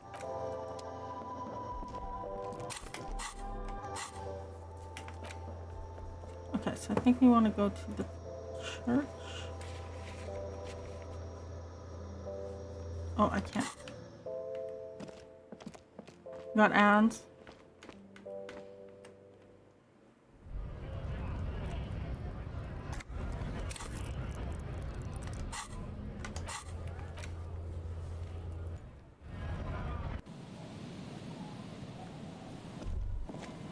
Winter, slow to let go of Revachol.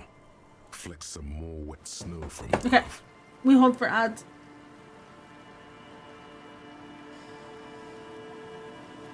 Ooh.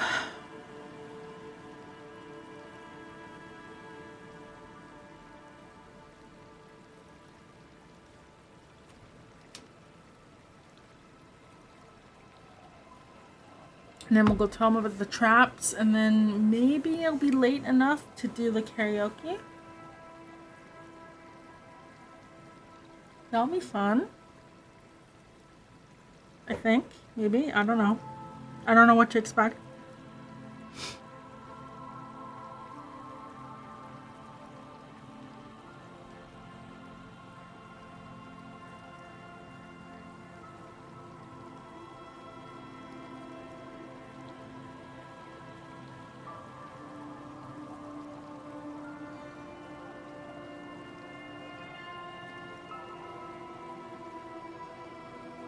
One minute and 30 seconds. Okay.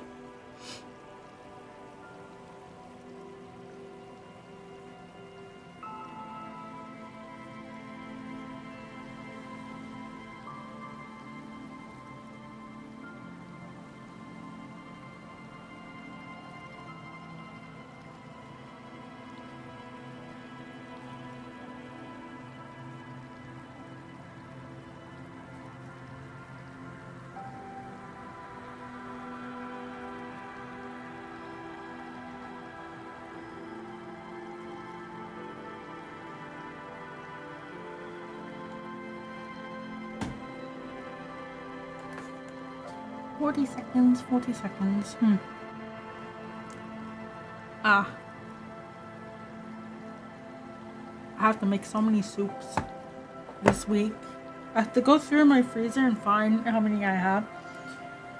And then buy stuff to make some more. Because my cucumber plant has gifted me with 9 cucumbers. And I ate one today. But I need to figure out how to eat 8 more when I'm having dental surgery on Friday.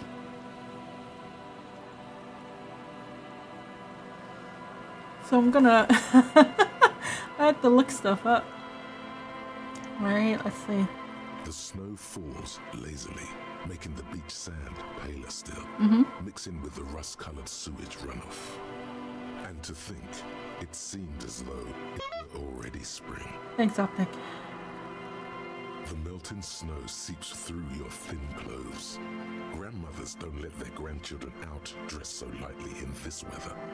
At least your hair is protected from getting wet and sticking together. You look around.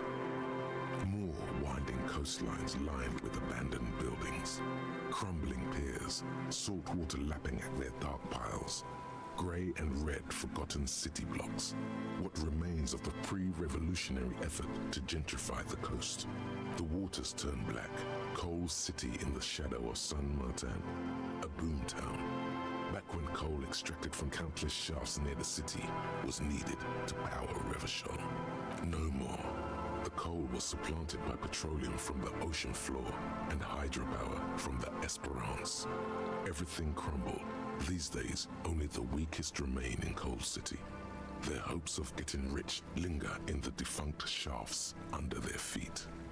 Below the old mines, L'Océan Municipal, Revachol's underground cemetery, Le Petit Rat, brave the underground passageways, trying to get to Le Royaume.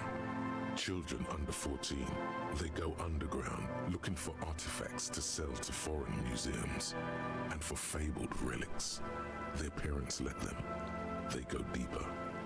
After rubies, melchiorite, lapis lazuli, plundered from Safle and Seol during the time of the suzerain. In the burial chambers of the kings, Grand Old Philip, Guillaume II, and even in the mausoleum of Philip the Opulent.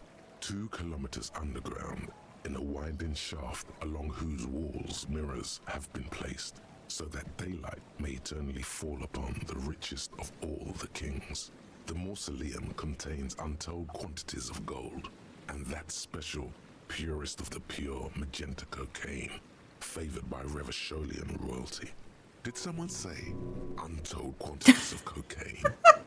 Drop everything immediately and go looking for this hoard. Few Petira return from the shafts. Even fewer find what they're looking for.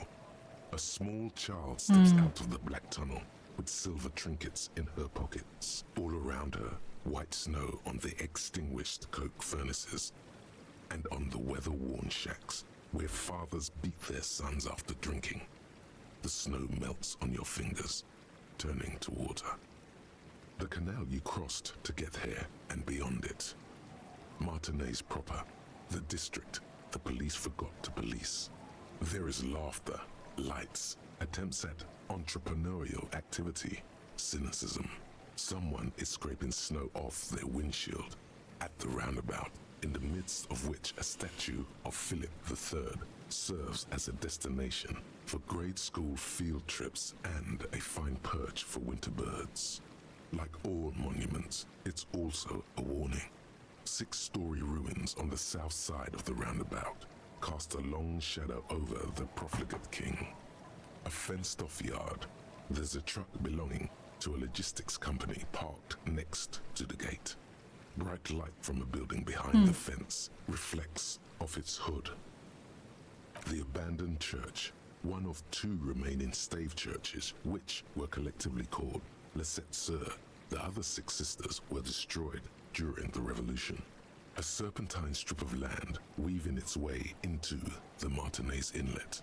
Unfortunates on the run from the law, from themselves, sometimes hide out on nearby islets. Little dots in the ocean that are occasionally submerged when the tide is high and the weather foul. The remains of a camp on a jagged piece of rock, a tent, old dishes and cutlery, long since abandoned. A hermit crab scuttles among the debris, looking for a new shell. Further out, the lights burn bright on Resurrection. Way beyond Martinez, a popular spa destination for ample-bodied Ozon kids with equally ample pockets. Then there's Ozon, but the snow falls too thick. You cannot see that far. The Bay of Revachol, vastness, great depth, over 1,200 meters at its deepest. Water air brinier than here. It is crisscrossed by huge cargo ships bearing company logos, wild pines, Zam, Mauryan, and at the farthest reaches of the Bay of Revachol, the shadow of the coalition warship Archer, on perpetual patrol duty, ready to unleash artillery fire if you were to rise up against the market. You shudder. The raised motorway, 881, separating Martinez from Jamrock. Vehicles whoosh past one another day and night, while those who reside in the labyrinthine alleyways beneath the motorway attempt to carry on with their lives in the snow and the slush. And south of the 881 is the Pox.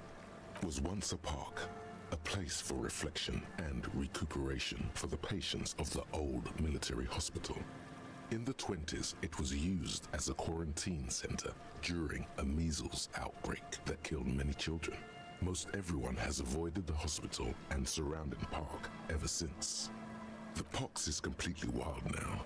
Evergreen thickets covered in snow and industrial dust. Feral dogs and even wolves roaming in packs. The police try to keep the deepest corners cordoned off. Heavy drug users do slip through and hole up in the old military hospital, hoping to find something to get high on among the hastily abandoned supplies, or just to overdose in peace. A line of motor garages with armored carapaces hunched in the cold. A mechanic is hard at work, patching up bullet holes in the side of a Capri 40. These are the garages of Precinct 41. Snow settles on the roof of the repurposed silk mill. It serves as your station. Shivering RCM personnel hurry in and out of the main entrance. Around you, the snow continues to fall. To the west, the ocean swells. The stairs descend to central Jamrock. A man named Cooklove has a snow-covered stall there, in the market across the bridge. He sells kebab infested with fly larvae to your colleagues who believe eating it will make them immune to food poisoning. Snow falls on the utility district, the library, the florist, the Sarah Mauritian restaurant that offers homemade wine, and also on the brothels and drug dens, and the chop shops of the Zemliaki. All of this built around a lake that formed in a meteorite strike. At the center of this lake, there is a little ship. There are lights at the bottom of its hull.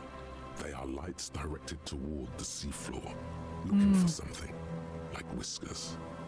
A chill comes over you, crawling down your back. The sand under your feet is wet. Somewhere in the south, tarpaulin flap in the wind. More coalition aerostatics. Occasionally, lights flash as they maneuver through the falling snow. One large airship carries crates in its belly. Layer upon layer of sand, poisoned with industrial runoff. The storm drainage, hidden bunkers. Rats scuttle. Someone stuffed a big old polar anorak into a concrete pipe under the boardwalk. It would keep you warm. You will probably never happen across it, but who knows?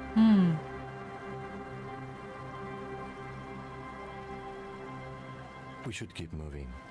Who knows when the snow will let up?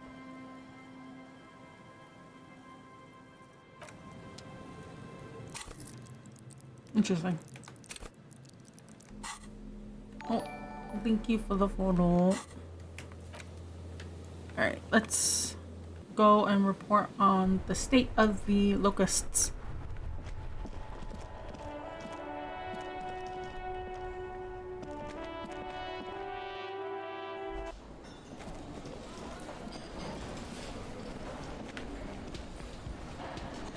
It's great to see you again, officer. My wife can't wait to thank you. Go on, talk to her. Oh, sweetie, I don't even know how to thank you for finding my husband and helping him out. I hope we haven't been too much trouble for you. Here, I want to give you a small token of my gratitude. It's a tie, Mexican origin. The pin is an antique, quite special. The little silvery knob holding the tie together feels warm in your hand. It's in the shape of an avian skull with 8 eyes.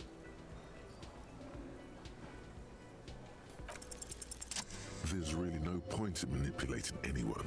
She'd be only too pleased to tell you about her work. Go on and ask. Oh, I'd be delighted.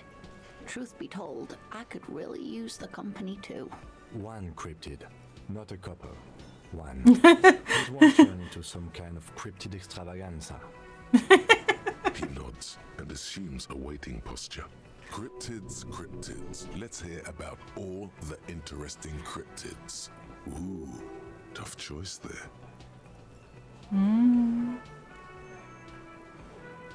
What's the biggest cryptid? Is this bird No, cryptid? it's the cryptid. Oh, yes. The 8-eyed teratorn, the largest flying avian ever discovered, with a wingspan of 11.5 meters. It was thought to have gone extinct 3,500 years ago. Some even doubted the fossils were real. A mutation, they said. Until... Mutation? All of evolution is a mutation. Until it was sighted by renowned Gotvaldian explorer and naturalist Uwe Plattenkalk in 21. It happened on a botanical expedition into the vast and unexplored Oamrau Canyon in southeast Ilmara. Dr. Plattenkalk got separated from his group during a sandstorm. Alone in the blasted desert heat, the doctor wandered eastward, where man hasn't stepped foot in over 1,000 years. That's a long time. Since the fall of Pericarnassus. He was lost, without any navigation equipment, and desperately low on water. After a day or two, he noticed a bird high in the It's a vulture. sky. A great black bird. It seemed gargantuan. Every now and then, the bird would dive down to feed on an animal carcass somewhere on the horizon. But by the time Uwe got there, the teratorn had taken off already, and the carcass was picked clean. This happened many times. Eat the bird. Uva. It's the only way to survive.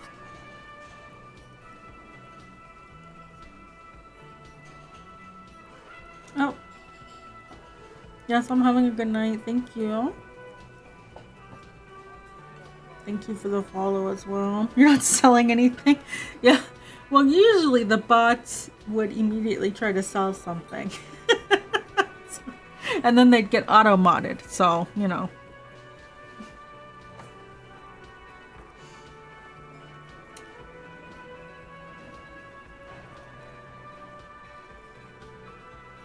More like he followed it. A bird that big has many liters of blood in it, and he was dying of thirst. For many days, Dr. Plottenkalk followed the Tetatorn until they reached a great canyon wall, where the bird finally landed to rest. The professor climbed up there with a rock in his hand. He found the bird sleeping with his head tucked under its wing. He killed it? A black pile of feathers on the perch. So he approached, slowly squeezing the rock in his fist. Watch out. Then, the Tetatorn suddenly looked at him. He could see it had 8 eyes, 4 on either side of its skull, like a spider. And the man couldn't move. He was paralyzed, frozen into place with the rock in his hand. Whatever he did, he could not get closer to the bird. Oh, it paralyzed him? You've been getting a lot of that sneak through for a while? Yeah, I've banned, I think, most of the bots. There was a period of time... Yeah, there was a period of time where, before I would start stream, I would check if anyone was sitting in chat. And there's a Twitch bot list, and I would copy and paste the name. And because like, I would see there would be like 20 names in chat before I even started. And I didn't have a schedule or anything at the time, so it didn't make any sense. Oh, hello, Raphael. Hello, Raiders. How are you doing? Dance God Raid. Were you doing Beat Saber? What are you up to? Yeah, and there were like 20 bots sitting in my chat before I even started to stream.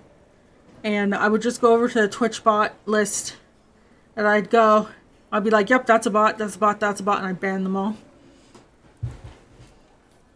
Hello, hello. So yeah, that got rid of a lot of bots for me.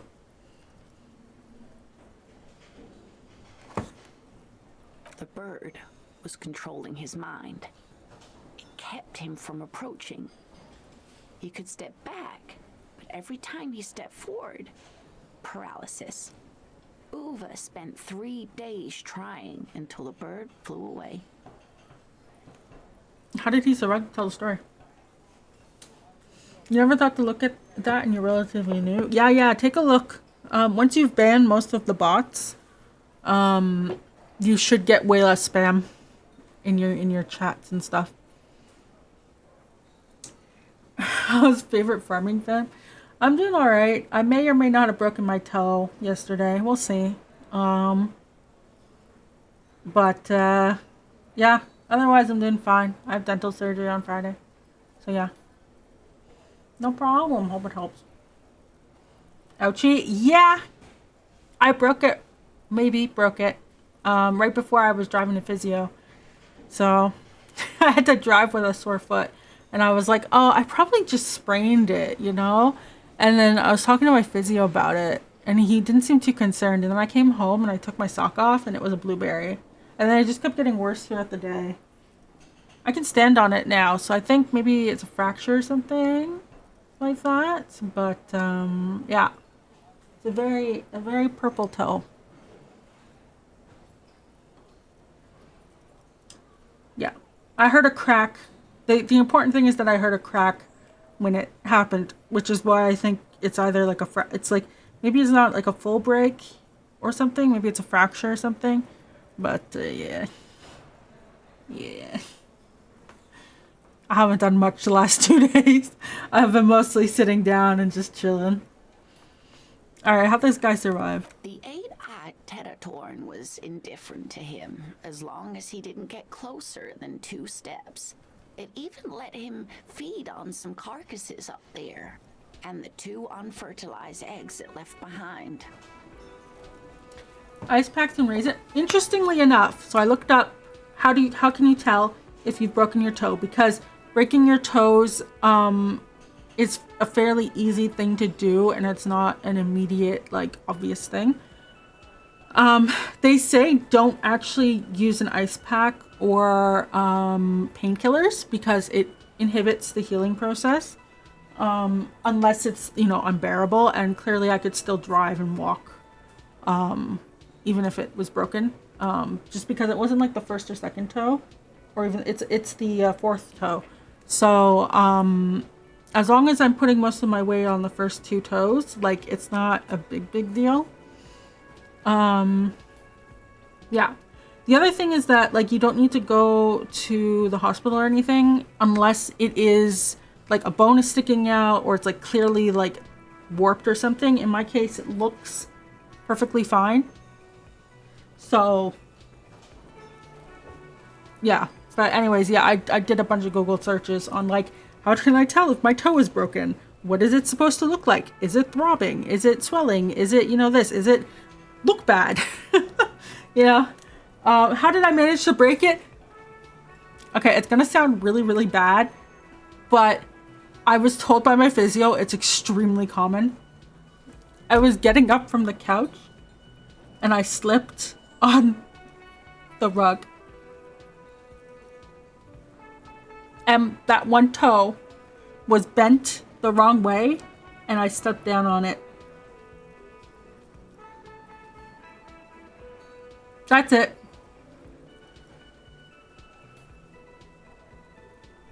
That's it. It's like how I dislocated my shoulder putting a t-shirt on. Just, that's it. Yes, wait, sweetie. Cryptozoologists have been tracing it ever since. But Wamrau is vast, mysterious, and holds many secrets. Modern radar telemetry shows great promise. We will confirm this one by the end of the decade, latest. That 100% can happen. Yep. I was talking to my physio about it because, you know, when I walk in there and he's like, so how have you been? And I've been like, I think I dislocated my shoulder, but I put it back in. He'll just like look at me and he'll be like, okay. Cause it happens more often than you think. But yeah, I was snapping around at the wrong time. Yeah. And he was telling me that like actually like putting a shirt on or getting dressed and like just partially dislocating something is fairly normal. He said that like, especially like, you know, like older people will talk about like their back will just like throw out, like they'll step wrong. Like your brain will think the step is a certain height and then you go to do it and it's like taller or like shorter than you think and like your body freaks out and then you throw your back out. He's like, yeah, as you get older, that's gonna happen more and more. Standing when barely getting it tapped from the back of the shoulder was such an odd experience. Yeah.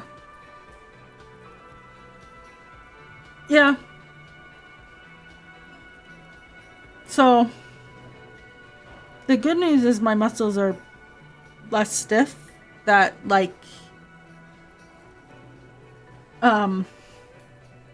this can happen again. The bad news is that it's happening. This one I liked. Not only does it have 8 eyes and is a living fossil and the largest bird ever to live, it also does mind control. Sadly, yes, but there are numerous reports of 8-eyed bird skulls from Il Mara. And then there's the striking resemblance to the Pericarnassian imperial eagle, an ancient heraldic symbol that is hard to pass off as coincidence. The Imperial Eagle, too, had 8 eyes. Very, very hard. This one's very famous. Everyone knows it. People will be looking at that tie on you and thinking, that man is into cryptids. So, what else do you want to know? I think it's okay for cryptids. Of course, dear.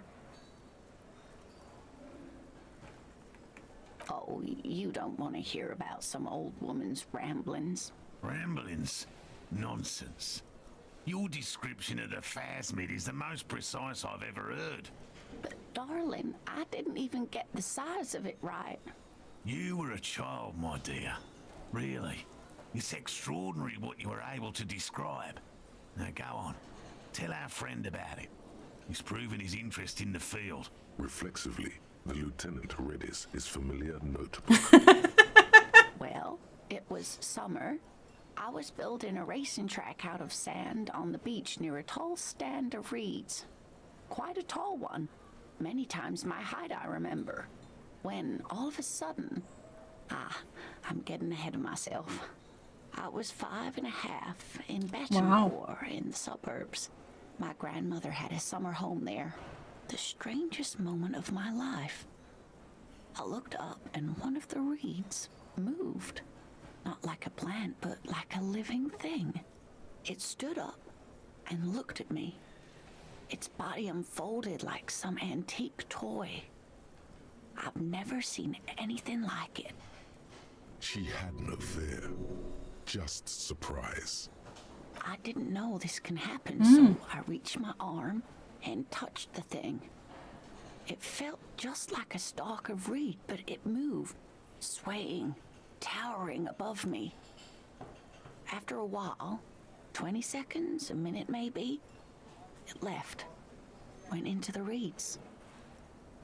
I tried, but I was only a child. There was mud and high water. I couldn't see it anymore.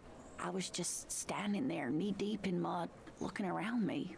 I ran back home to my grandmother and asked her if reeds could walk, and told her they were looking at me. Of course, she just laughed at me, but I knew what I'd seen. For years, it was a story I told at parties when I wanted to impress boys. That sort of thing. Of course, most people just took it as a strange, amusing anecdote. So did I, honestly. But then I met Morel. We were on a date. Can you imagine? She tells me a story, and it's the most detailed report of the Insulindian phasmid I've ever heard. The sounds. She told me it hissed. So that's how they met.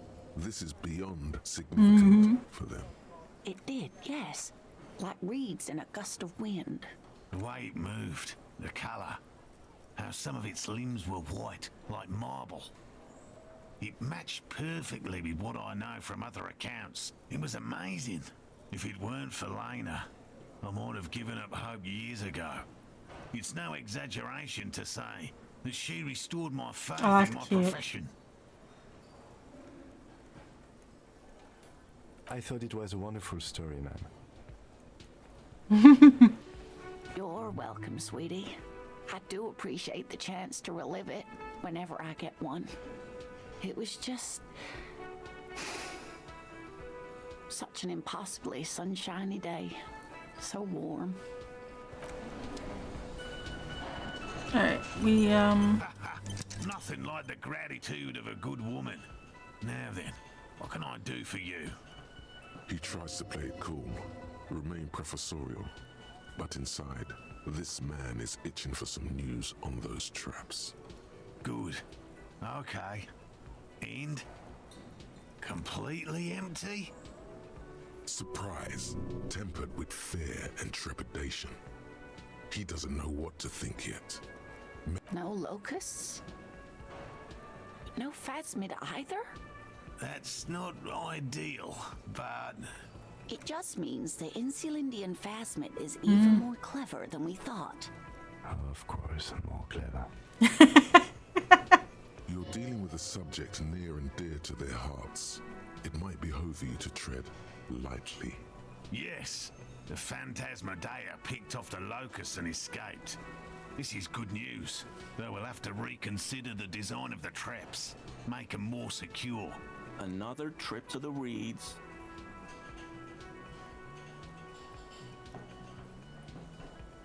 Of course. Be sarcastic. Unless you have an alternative hypothesis you'd like to venture, mine stands, okay? Actually, no. Excuse me for getting emotional. This is a big deal for us.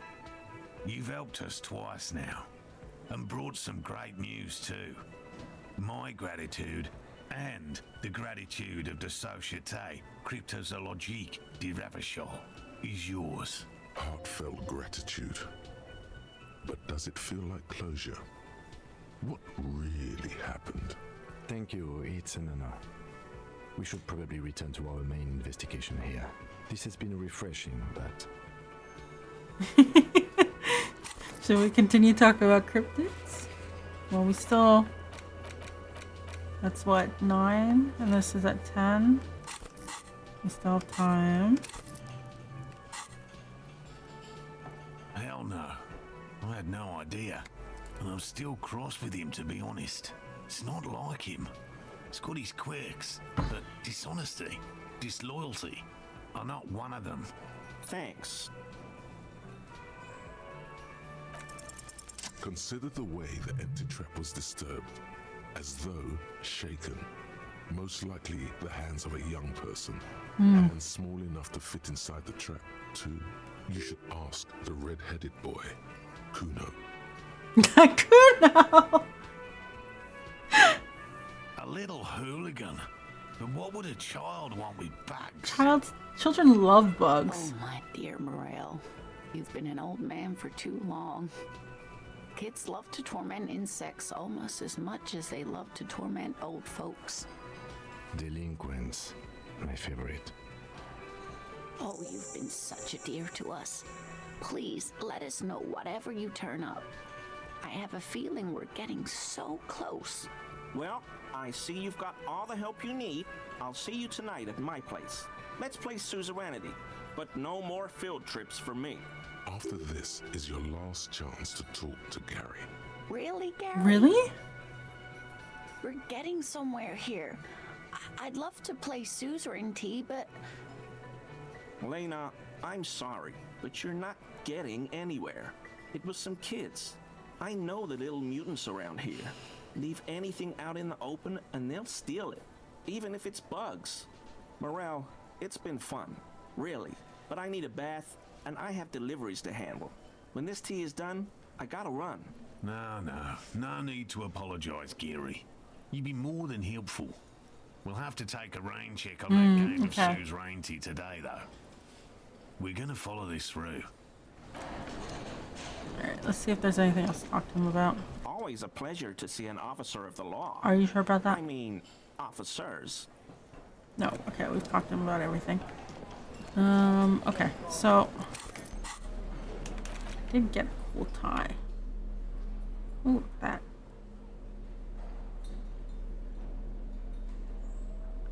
Oh, we could upgrade.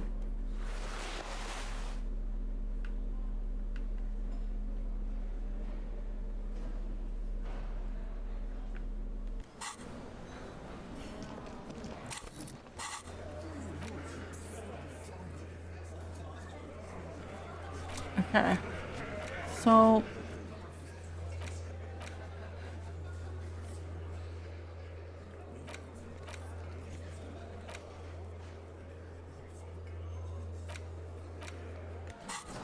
I guess it's the evening at 6 o'clock.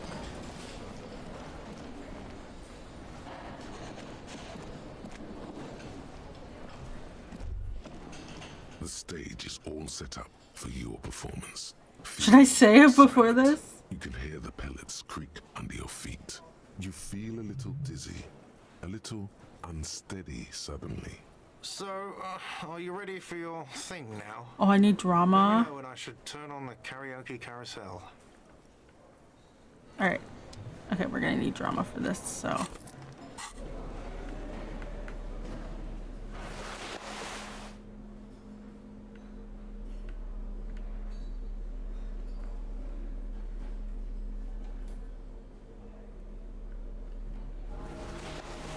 Morale.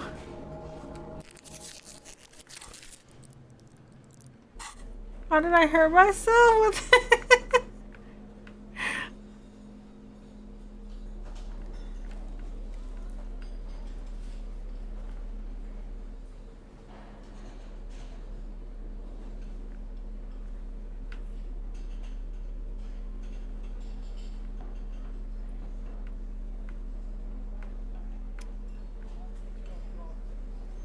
Okay, we'll put on.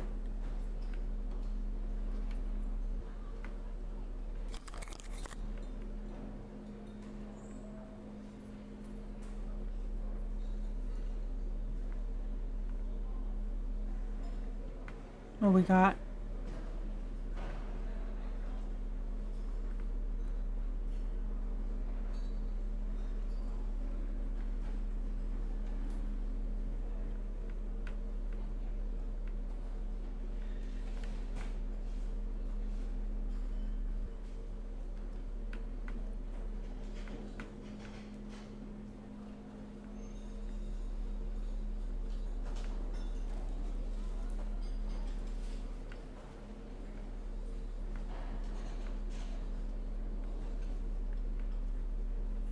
Yeah, this might be good now.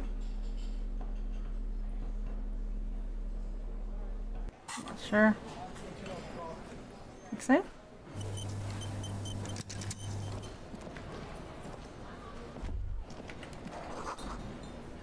The stage is all set up. You feel a little So, are you ready for your thing now?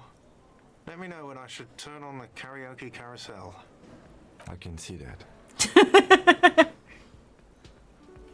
There are some people out there, but mostly a post-meridian slumber has fallen on the premise. Not super lively.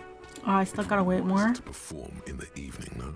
But yes, you could always do it in the evening. It will be less scary with a lot of people. Okay, wait. Okay, we'll come back in the evening. I thought it was already evening enough-ish, but I guess not.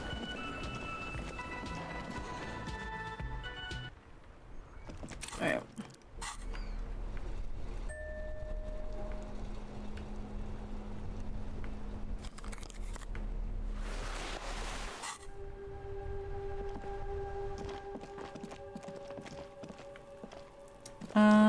Let's talk to Kuno. Kuno, what are you up to? Kuno's like Kuno's dad? Kuno doesn't give a fuck about anything.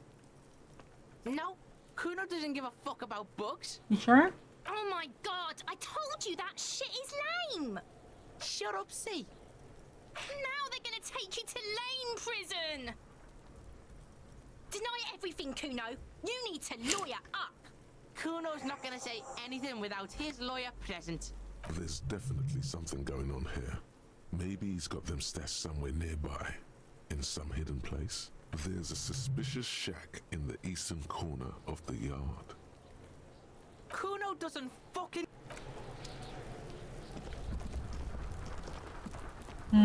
Okay.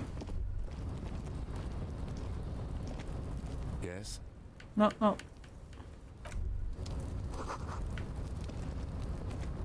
An inconspicuous pile of the roofing material, Eternite. Because there's a secret door hidden behind the panels of Eternite. That's why they're too orderly. There it is. You see a shabby little door. Nice. What is this then? A tool shed? Let's investigate.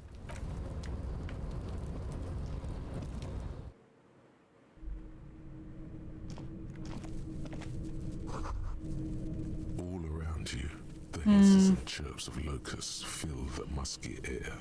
The earthen floor of the shack has been shaped into mounds of mud. Why is there a with pig little head? holes for windows.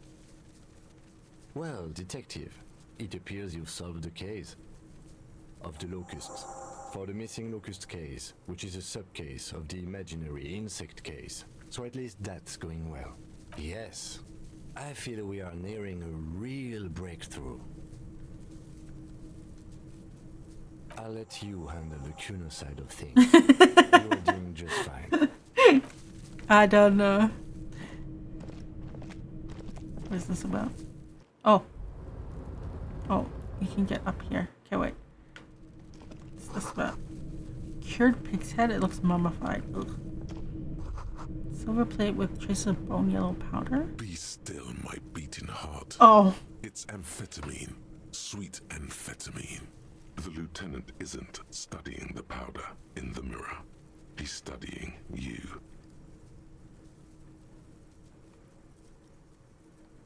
Of course, detective. Swift justice. Don't worry, we don't have to investigate every trace of narcotics. Yeah, swift, lightning justice. Faster, harder, justicer.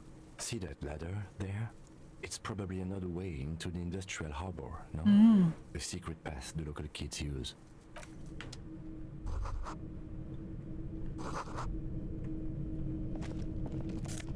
Money. It's this way. Can you do anything this way? Doesn't look like it. Oh. Oh, there's a box. Oh. Can you run this way? Oh, okay, there we go.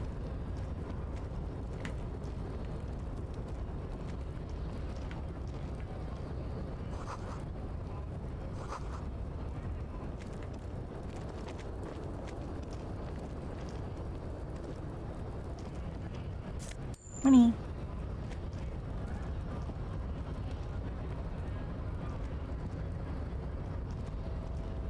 Oh.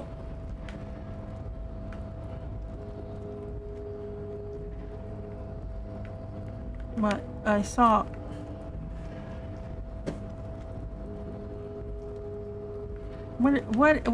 What controller?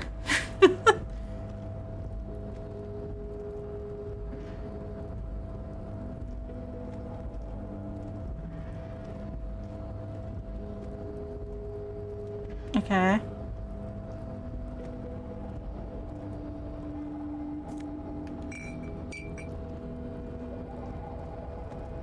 Oh, I see.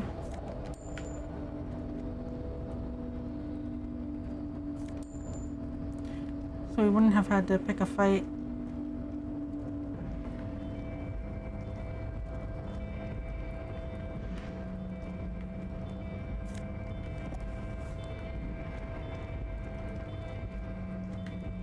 Interesting.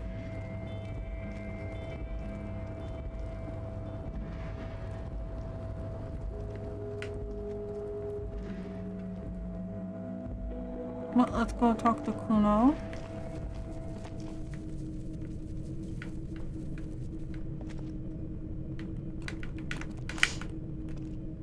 There we go.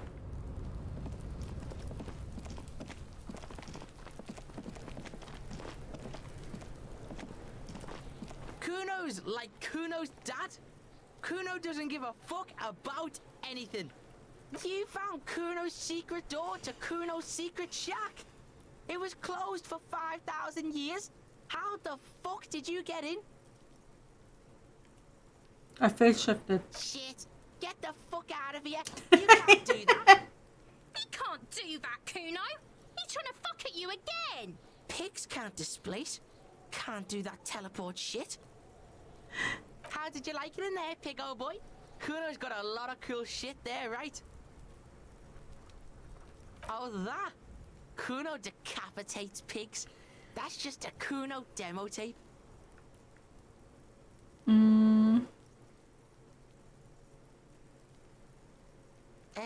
Yeah, to the both of you, watch your ass in Kuno's town, or Kuno's gonna fuck your head off. That's where Kuno gets his daily hit of electric. Kuno Shazam. Kuno rides the fucking lightning in there, pig. Oh boy. Bet you'd like to ride the lightning too, wouldn't you? You feel tired and old, but you could have that sparkle in your eyes. Oh, that? Yeah. Kuno plays on snuff radio, fucks pigs, live, fucks their heads off. Kuno's a cop killer. Oh, that? Kuno decapitates pigs. That's just a Kuno. What? What is this shit? Fucking on yourself. This is weird level shit. Kuno doesn't go there. Fuck your shit back to normal. What is this? Good call, Pigmeister. Don't come and talk to Kuno about his kingdom. Yeah? Kuno took the bugs, so what? It's not Bugtown, it's the city of locusts. Locusts aren't just bug shit. They come out of the sky like a fucking shadow. Shit descends. Stop! You stop. It's like they're fucking night. Locust City, Night City, City of Rage. The girl forces herself to watch again. The corners of her eyes twitching from discomfort. The lameness is causing her physical pain. The damage may be permanent. Kuno, the pig wants to help you. Oh, that's how lame it is. Please just don't say you're an artist. Maybe I am an artist. You hear that, everyone? I'm a fucking artist now. Oh my god, Kuno! He's gonna make you totally lame in like 3 seconds. Don't let him, Kuno. Yo, fuck you, see? Kuno can be what Kuno wants to be. Kuno's his own man. Kuno's free. Kuno made himself into Kuno. Kuno can make himself into anything. Kuno can make himself into a pig if he wants. Kuno can make himself into a... Kuno doesn't give a shit. That's the one that they censor. Don't make yourself into a pig, Kuno. You'll have to take me away. In it, you hear snow melting, dripping from the eaves. Someone closing a window. So that's what this is about.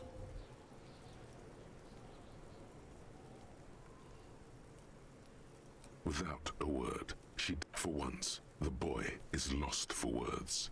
He turns completely red now, with splotches of white beginning to appear across his face.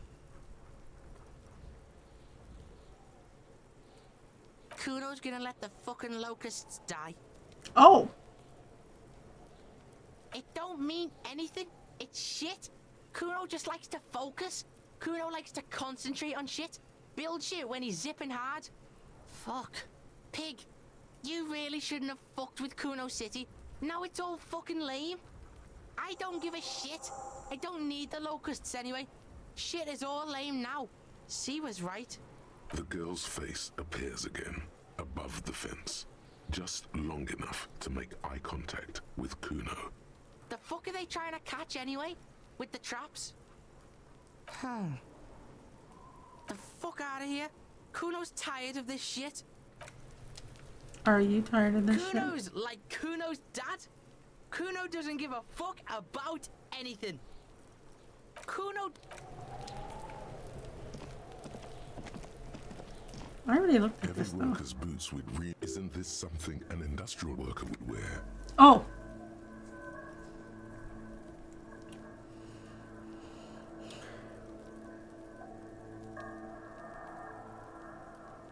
Okay. 8 pairs of boots have shuffled back and forth in the mud. Where else have we seen a gang of men in work boots? That's right, the hardy boys in the mess hall of Whirling in Rags. 1. Standard work boot. Steel reinforced toes. Number 46. Just like Titus was wearing in his booth. This is the big dick. Titus Hardy. The one with the bald cap on his head. Is it? They didn't even bother to change boots. Putting them on the scene is easy. Maybe even too easy. 2.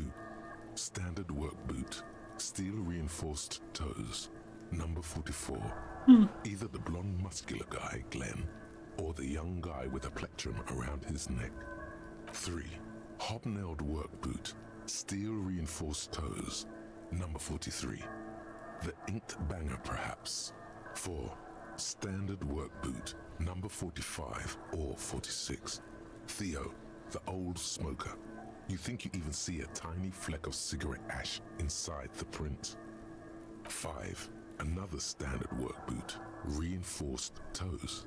Number 44, same as before. Either the musician, Eugene, or the muscle-bound blonde, Glenn. 6, light as air. Same make of boot. But number 41, small like a rat, Shanky. Better late than never, detective. The whole world is dark and the tracks burn in it with strange beauty. 7, the glowing outline of a standard work boot, number 46. The imprints are twice as deep as the others. The weight exceeds 200 kilograms. Fat Angus, carrying something? 8, another standard work boot, number 44.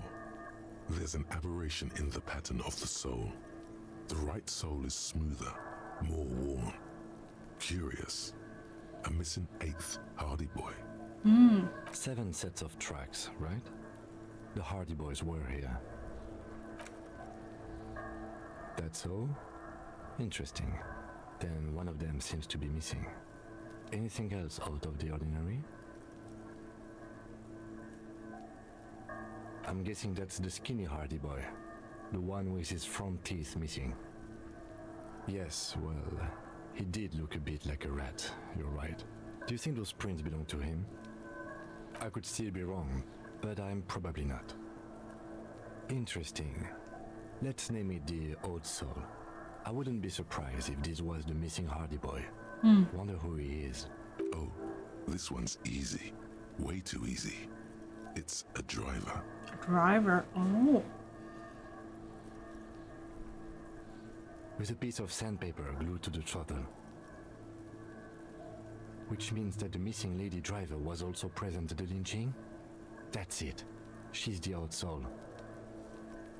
She's also the one running the drug trade. Now we know who's the missing 8th person at the lynching.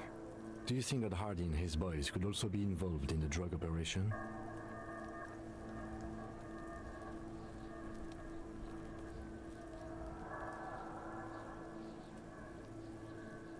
Understood.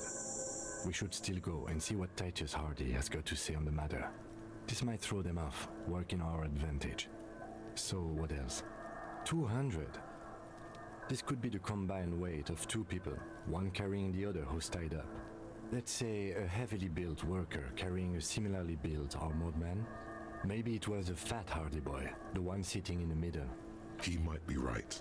200 kilograms of living weight is unlikely.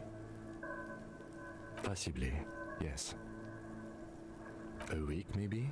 7 days would fit the time frame provided to us by the caller, who reported the hanging. It is not impossible. I pulled last week's forecast for coastal Havashol. 7 days below freezing. The day before, the day of his hanging, was the last warm day. Correct again. Sub-zero temperatures would preserve the tracks in a good state. The commotion here could have taken place a week ago.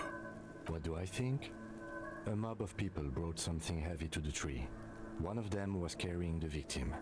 They shuffled around, especially under the tree. Then, after hoisting him up, they stood in a semicircle facing his direction. At first glance, this appears to be a lynching. Indeed. They all stood in a row here and looked at the tree. So far, so good. Only one thing missing.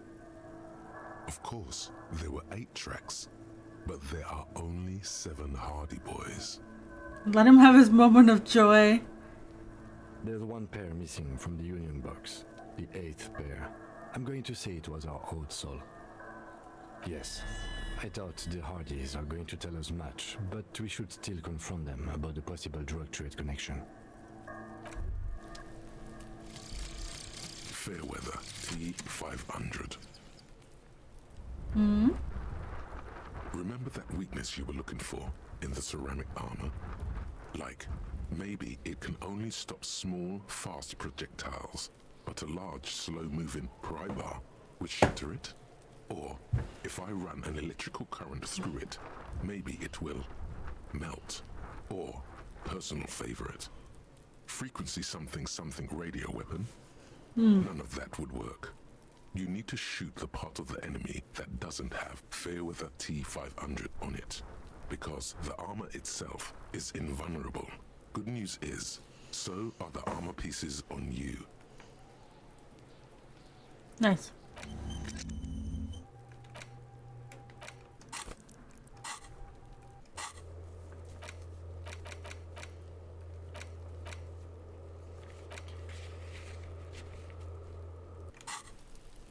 All right. See, is my perception high enough for this now too? You see a set of tire tracks in the brown slush that covers the plaza mosaic.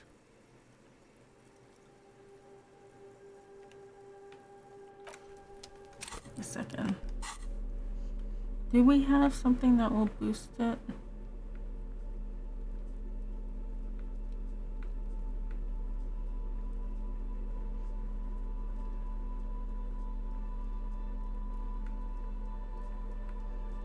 I don't think so.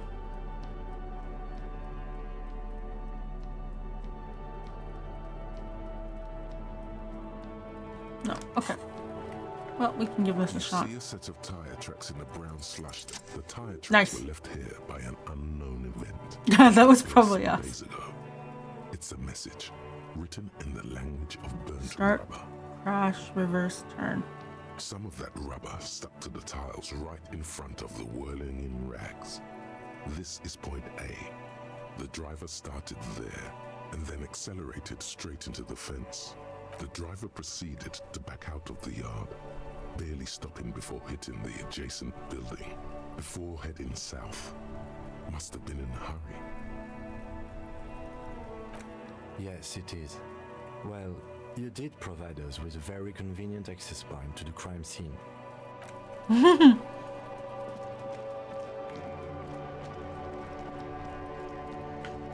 Alright, so.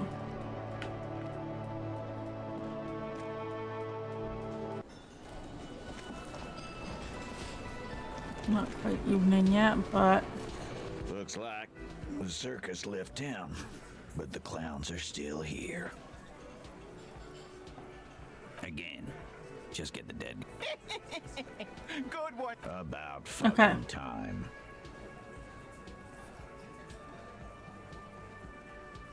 Authorities won. What are you talking about, madman? There's no 8th Hardy Boy. There's 7 of us and we're all here. Or what? You want to be the 8th Hardy Boy? We ain't hiring. Actually, boss, we've been talking and we think she could maybe... This person Glenn wants to hire, he really respects her. She? So there's an 8th Hardy and it's a Hardy girl? Who might it be? Elizabeth? The gardener? Shut the fuck up, Glenn! I do the talking here. So let me get this straight. There is an 8th Hardy Boy. It's a she, and you don't like us talking about her? That's right. We're not talking about this.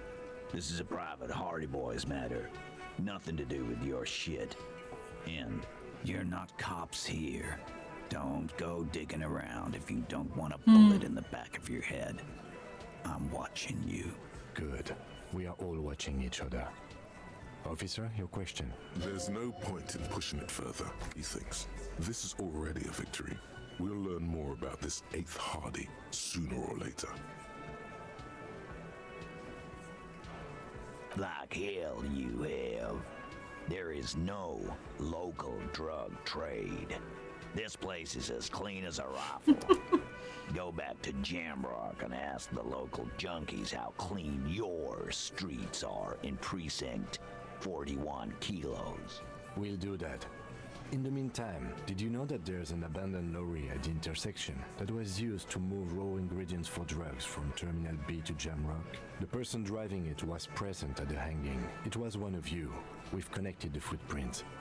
Detective, do you want to deliver? Oh no, there's ads. Okay, wait.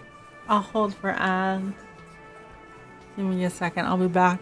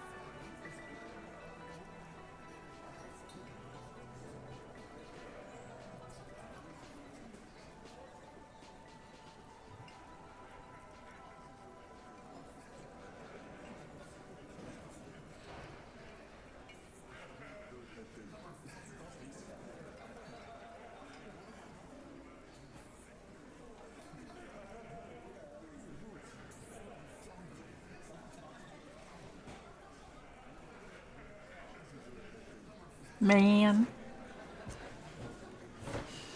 We're figuring this stuff out. We're getting stuff done.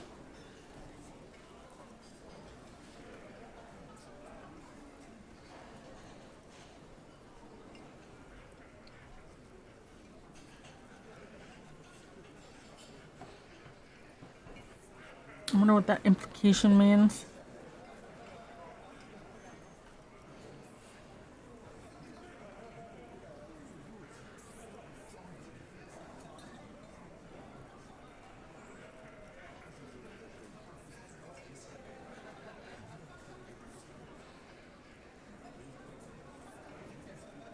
Oh, I'm hungry now. Oh my goodness. We're solving murders and stuff, and then I get hungry. Like, what am I supposed to do with this? Alright, 10 seconds, and then we'll give the coup de grace.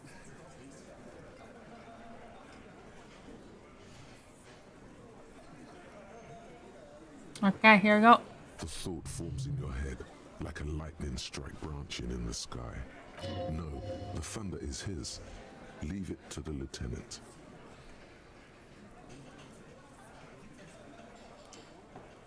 You're right, there is no local drug trade except you. What?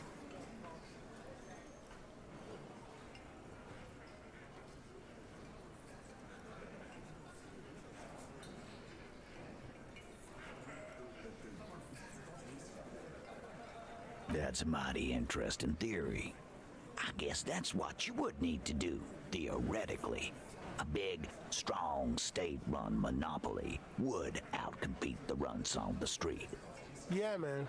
Theoretically, that's what you would do. To get rid of the gangs, the dealers, even some of the junkies. You would need good, trustworthy people to take their place, of course. Hardy men to run such a monopoly. For the good of the community, of course.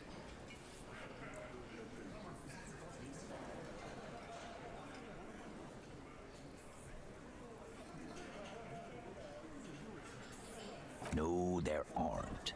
Some little shit and his dad are doing speed. Who fucking who? The stuff's probably from Jamrock. Little shit. That's Kuno in the yard. Yeah. Whatever you've seen is peanuts. Look at the big picture, man. The place is a paradise. And all thanks to Hardy Boys. Theoretically, of course. We're just talking politics here.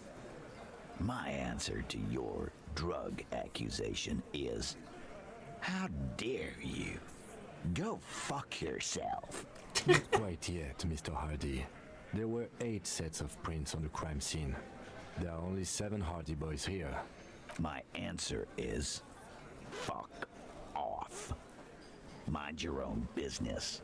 There is no 8th Hardy.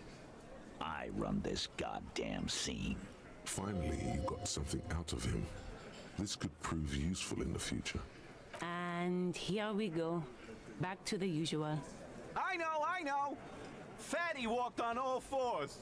He's so fucking fat he left 2 sets of footprints. Despite everything, the little man is quick on his feet. Go fuck your mom, Dennis. That's more like it, boys. You heard him. It was Angus on all 4s. Anything else you need to know?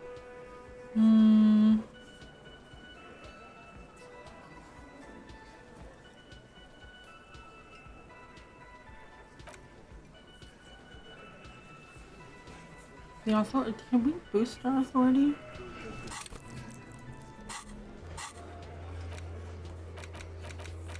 Give me a second.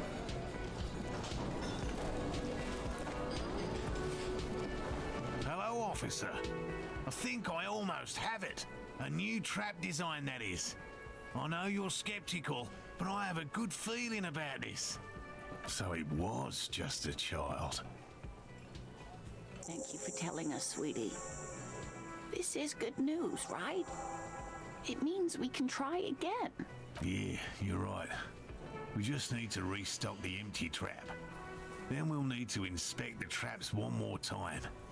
And then maybe we can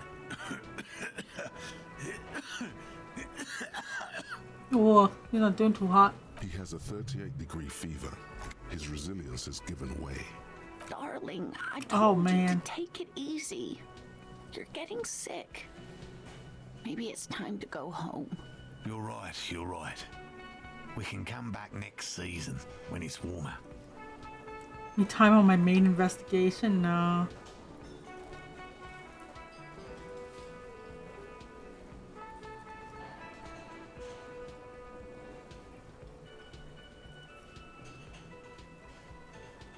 You can? Fine. It's better than having these people get pneumonia on the coast. But after this... Really? It's too much, officer. What Morel means is we're grateful for your help. Here's a fresh batch of locusts. They should slide right down the funnel. And thank you again. We will definitely mention you, should this lead to a discovery. I'm not talking co-discovery, of course, but... Wow. Co-discovery? You'd be famous. You'd show them all. This does tingle the pleasure center. We just have to restock that one.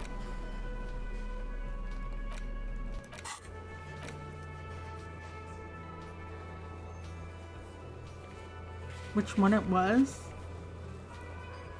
Well, that's easy. I know which one it is. If we have to waste time until I can do karaoke. Do I have anything that boosts authority?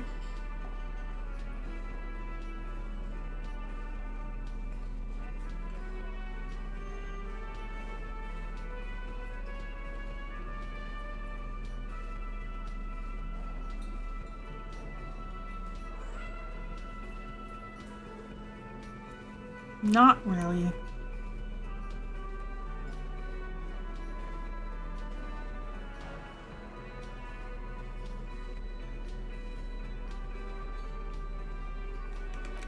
I would have to do it here. So, Can I... Is that one I can retry?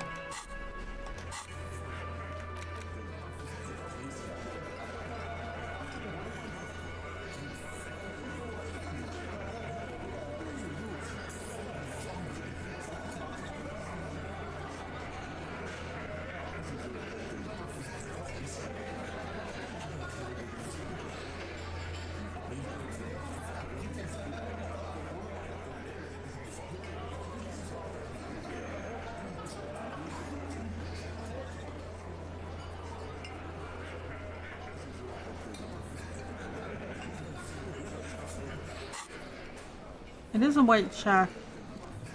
We could just do it and see. It's you again. What is it?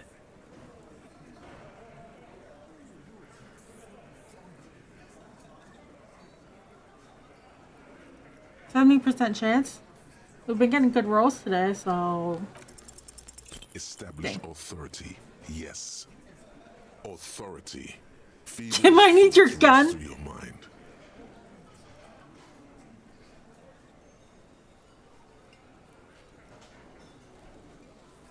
Did you already try the gun thing? I hear the gun thing is excellent and has great results. Stop shitting your pants. You know, the law handled it, all right? Yeah. Aren't you listening? It's done. Finito. No, asshole. You're nobody. I'm the law. Stop yelling about the goddamn law in my establishment. We get it. You're all the law. Let's just all cool off. We had some questions, that's all. Okay. Yeah, we'll come back.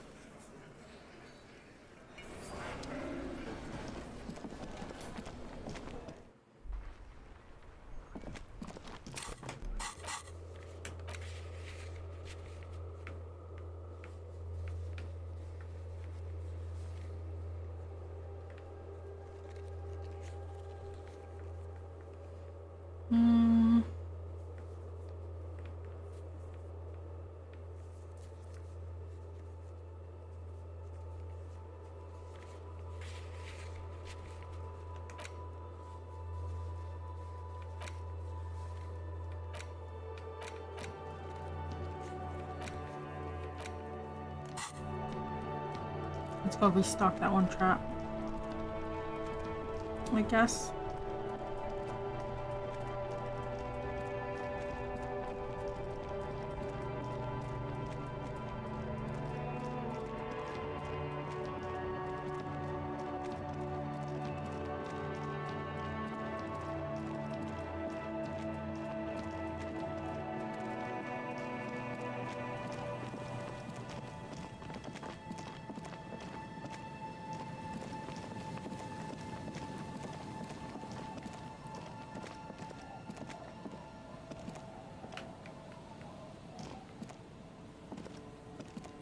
The trap stands empty amongst the reeds. No insect sounds or movement around. Only the reeds' melancholy rustling. Fantastic. The locusts, dazed from being transported, slowly begin to acclimate to their new surroundings. They're not really going to get the chance to get comfortable here. Good, now that's done. When do you think we will return to our impending apocalypse of a murder investigation? Don't answer that. It was a rhetorical question. Okay, fine then. Be like that.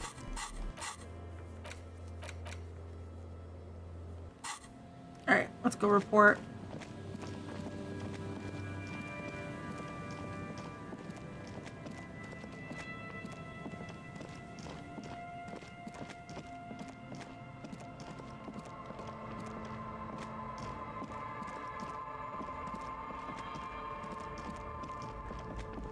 I do have $61.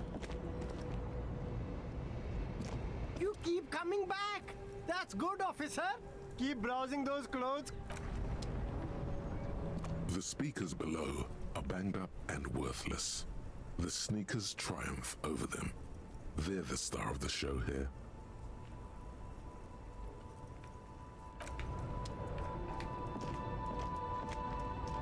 The shine on these sunglasses lasts a lifetime, officer. 100% guaranteed.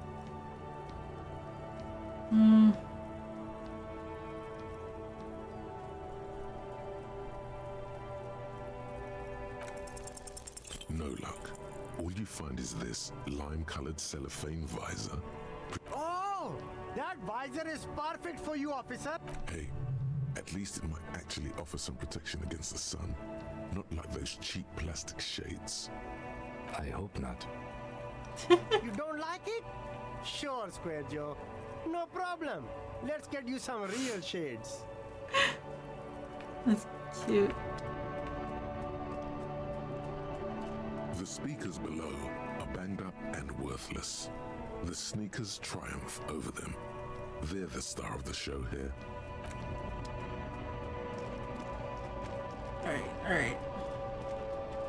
Let's finish off with the cryptozoologists.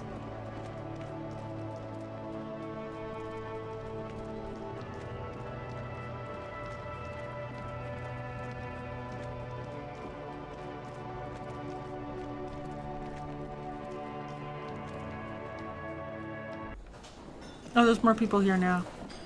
Yeah. Hello, dear. Good. Thank you for doing that, dear. Morel still isn't feeling well. I convinced him to stay at Gary's to get some rest. I'm afraid the cold has really gotten to him. I'm sorry, dear. You've had to drudge through them so many times. Such is field work. Morel will eventually, or we'll talk Gary into going back out, perhaps. The lieutenant stares at his shoe, caked in mud. He doesn't say anything. We'll take care of it. Really is too much, sweetie. Thank you for your dedication, but I can see you're coming down with a cough yourself. Fuck that cough. It's not happening. The insides of your lungs are lined with tobacco, a powerful antibacterial agent. You are unstoppable. Very strange. Why is she not letting you do this? It's like she's given up. Different? How? I'm in doubt, sweetie. That's all. Everyone is now and then. It's a strange feeling. Oh. Uh-oh. I haven't really told this to anyone, but you are a police officer. Do you ever wonder if some lovely story from your childhood is just that? A story? Or a dream? Seeing the Insulindian phasmid was just a story I used to tell people. I didn't really think about whether it was real or not. Morel's so proud of it. He always tells everyone. No, at least I don't think I did, but Morel was so eager to believe my story was evidence of the phasmid's existence that I'm some queen of the cryptozoologists. That, and for years his belief made me believe too. That I am a queen, an extraordinary witness to grace. But now, we're both getting old, and he's still working himself sick out in those reeds looking for it. But what if I was just wrong? I think I was. The lieutenant opens his notebook, but doesn't write anything.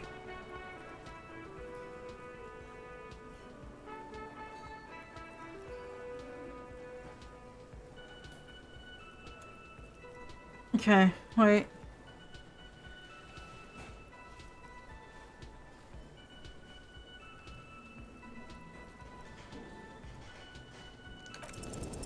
But it has, hasn't it? The seed can only bear what's inside. The seed of love is black and oily. You might be right, Detective. I was a paraplegic before we met. He didn't know before I came in on our first date. If I weren't the queen of the cryptozoologists, if I didn't tell him that story. She has to swallow to relax her throat. It's keeping her from talking.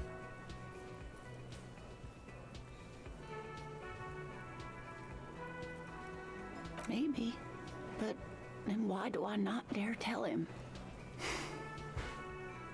I've wasted enough of your time with this drama.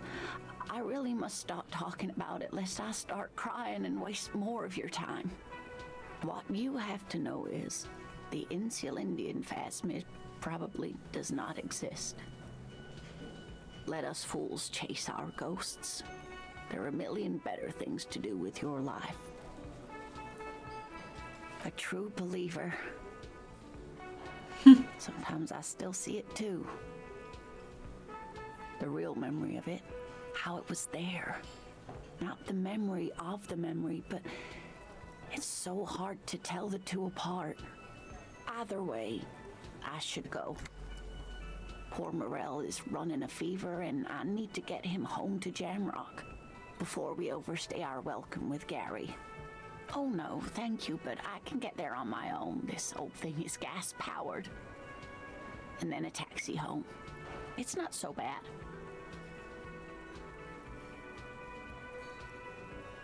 Really? Oh, sweetie. Please don't get stuck on a dream. Take it from me and Morel. Okay, it's 1113 Tabernacle Road, Jamrock, but... You too, sweetie. Thank you for everything, truly. Even though it turned out to be a fool's hope. Say her lips moving in silence. Like that, she drives off. The gas engine putters quietly as she gets to the doors, then pushes them open. Outside, the cold coastal wind blows. We should go too.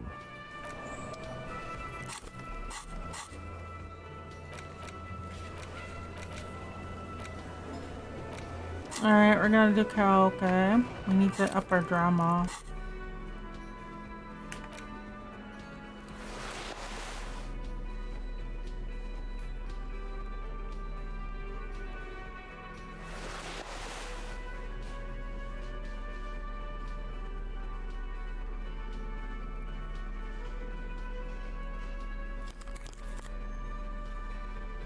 Dramas +3.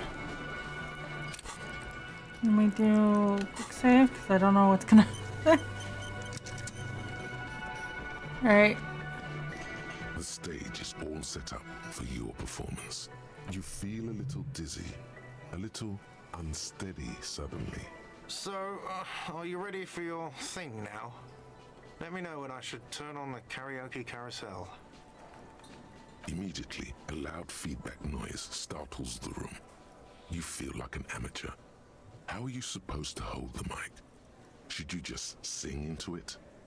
Where should you stand? Hands. Where do you put your hands? Does someone feel like throwing up? I do. A little. Uh-oh. I shouldn't have done that.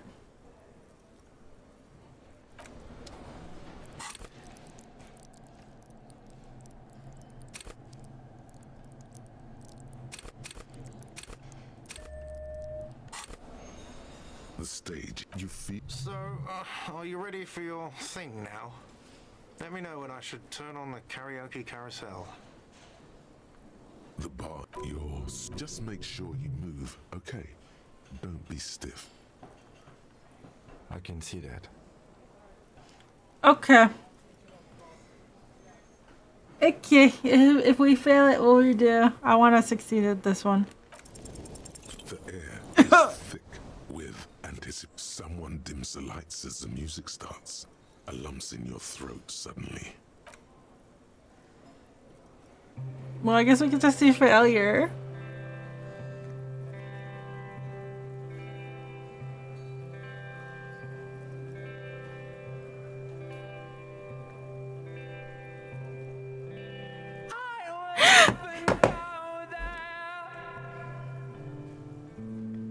To the tiny church there, the smallest church in Sanson. Now it once was larger.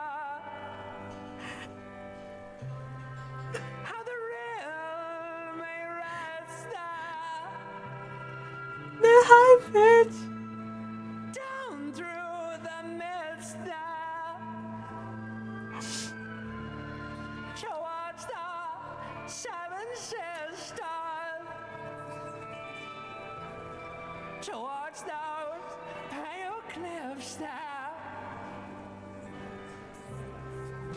I would often stay there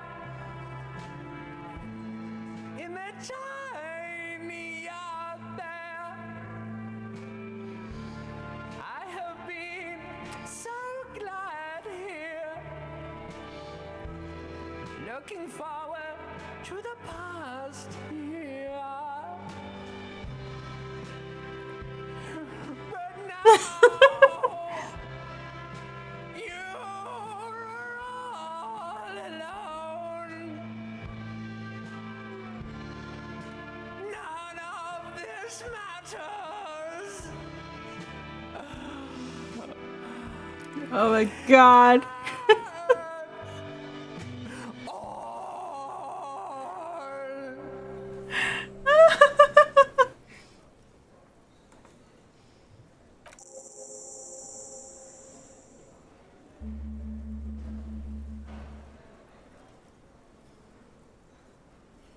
Do you hear that?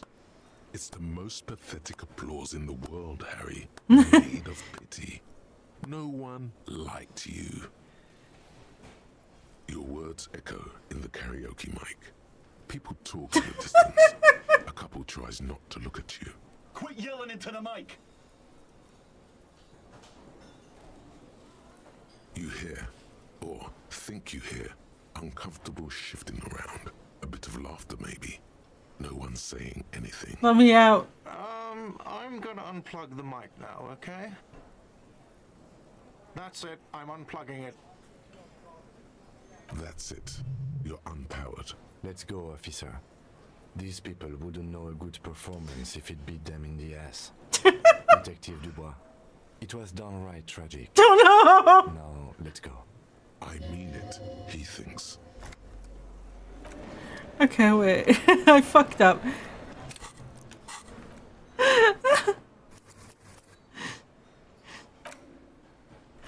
I fucked stop by. Okay. The stage is you feel. So, are you ready for your thing now?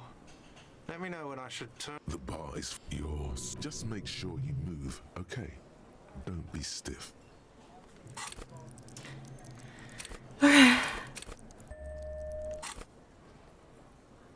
Okay. Okay, let's hear what it's supposed to sound like. Someone dims the lights as the music starts. Okay, here we go.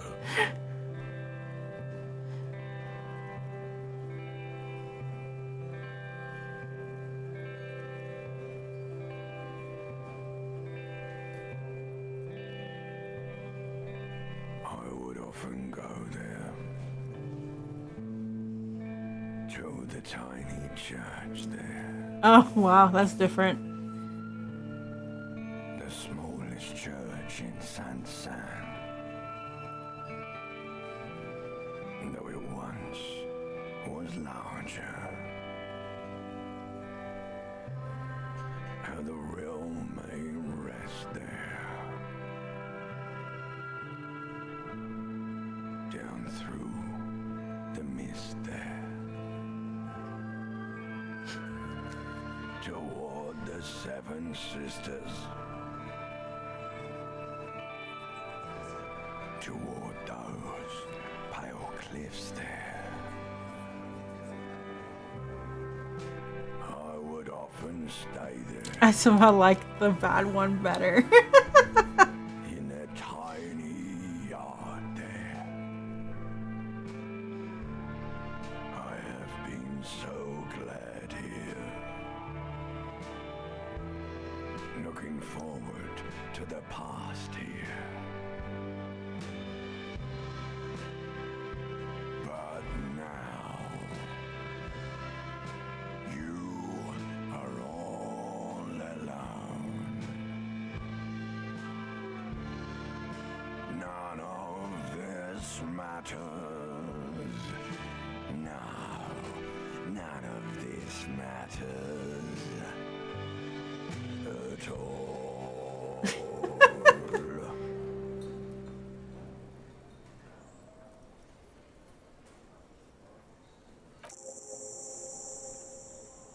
Elysium applause fills the room. You feel Ancient reptilian brain? Yeah. your body returns to you.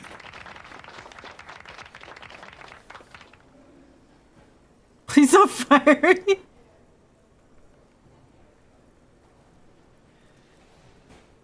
The lieutenant doesn't say anything. He's embarrassed. Before turning away. He's incapable of blushing. But if he weren't, he'd blush. Good, good. Are we ready? I want to unplug the microphone now. Last words? Evening will come. We will sue the white sail.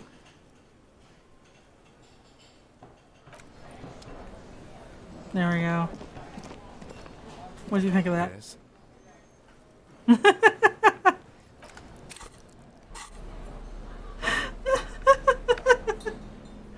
Oh my god.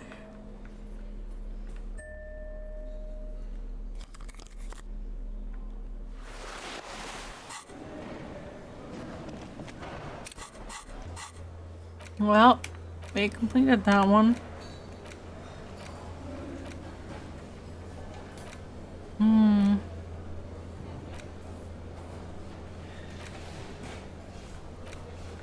Okay, so we do have to wait until 9 to talk about the balcony. And we have to wait till 10. So we can probably do the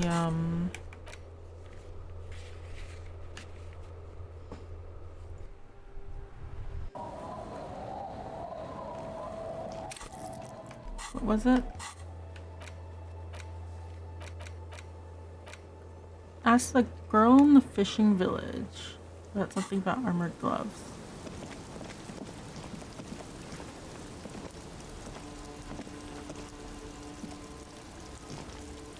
I would love it if it behaved.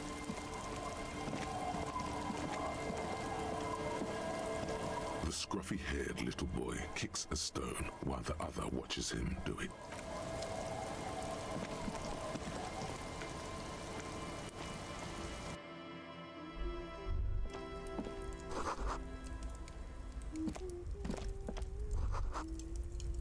Is that the phasmid? It looks like the phasmid, leaning against the wall. Wait, what? It's not the phasmid. It's not even organic. It's a fire iron. How disappointing. You were just following your instincts, your destiny. You're meant to find the phasmid. Just maybe not here. Do you have it? Mister, what were you doing in my fireplace? Oh. Okay.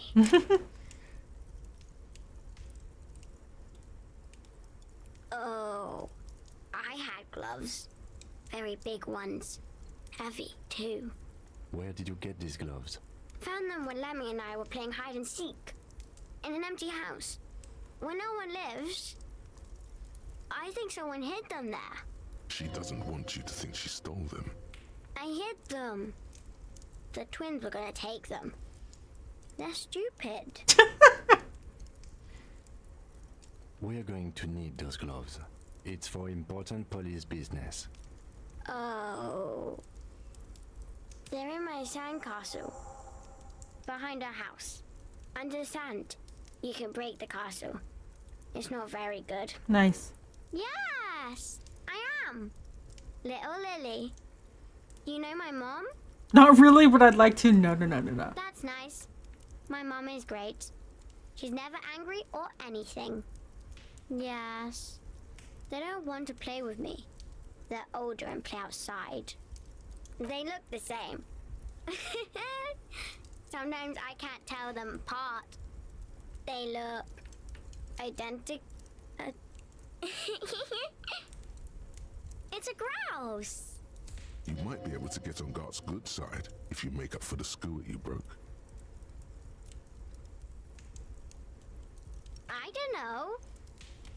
Sure, just go and get it. I don't like it anyway. It looks angry. Alright, you just need to grab it from the ceiling and go. It's Lammy. He's my friend. She's cute. Sort of. Like... Lambie is a stuffed lamb that, admittedly, has seen better days.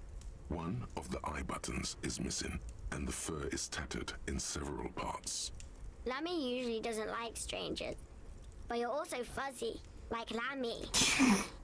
Bye!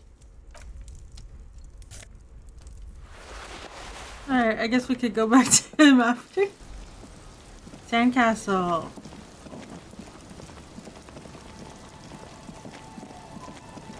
Weather has not been kind to Lily's little sandcastle. The once mighty towers are quickly eroding away. You can see something shining back to you from what must have been a vast underground catacomb network. The walls and floors give way to the giant's greed, collapse and present you with a pair of ceramic gauntlets. Congratulations. That's the gauntlets down then. We're doing good on the armor collection front. Mm-hmm.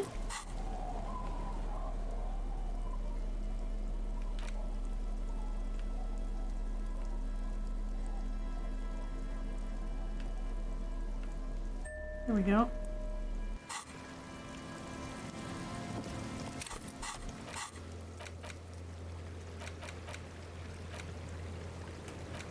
Was there...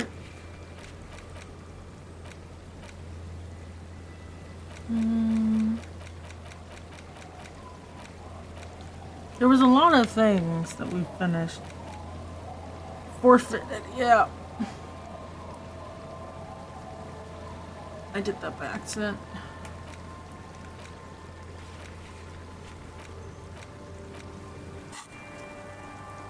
Alright, so let's go take the goose over.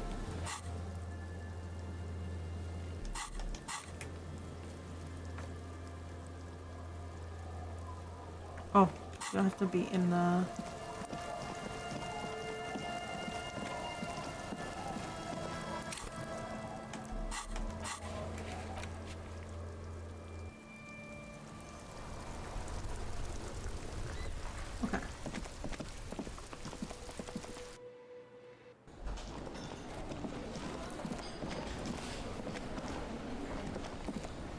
smallest church in Saint-Saëns, right?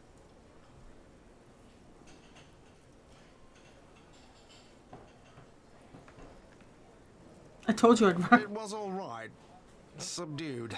I might start letting people up there again. Now, what can I do for you? What is this thing?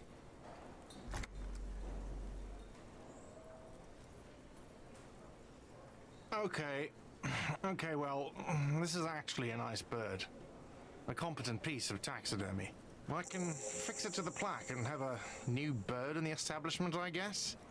So, I don't know. Thank you. I'm gonna go with thank you. This was mostly about the fucking cardio. Massive cardio here. You'll live till 90, or you get a heart attack from running. I feel good about our work here today. It's all about the little things, like bringing people random stuffed animals. Yeah, you know, it's important. How are we supposed to get in here, man? You see a heavy steel door with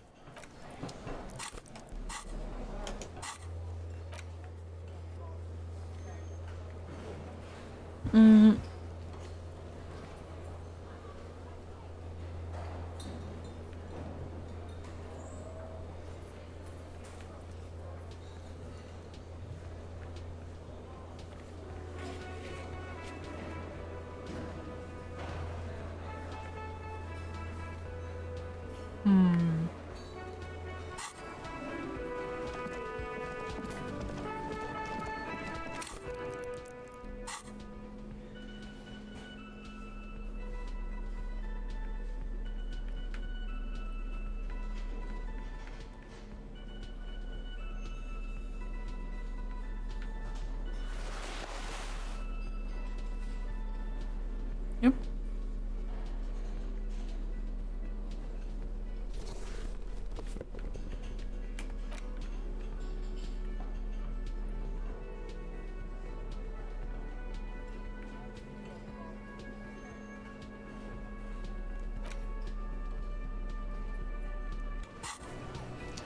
We could go to Gary's place quickly.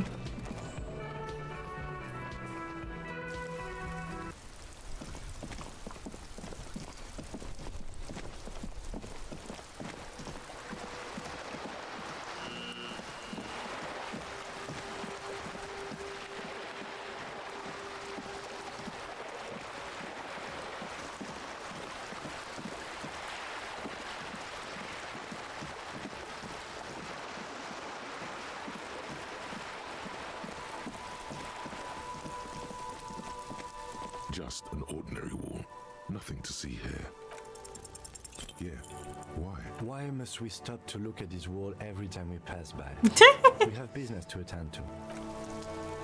Just cause.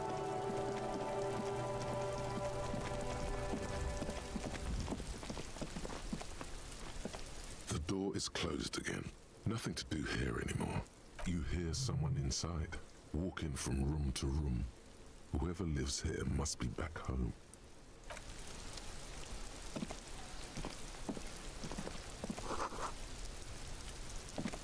Yeah, that's Gary's place.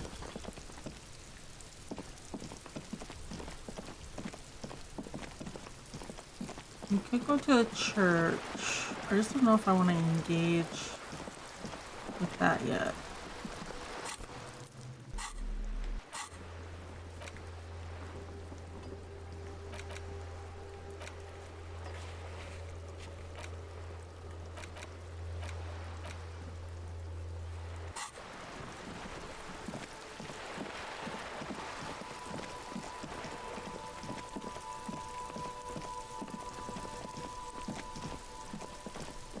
I wonder how you get up on top of the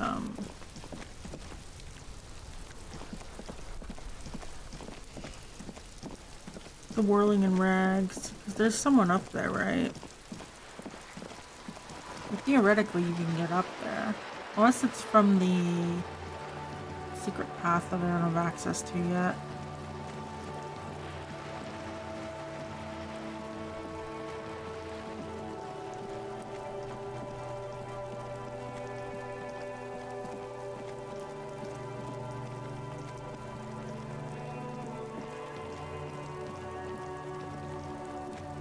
There's someone up there.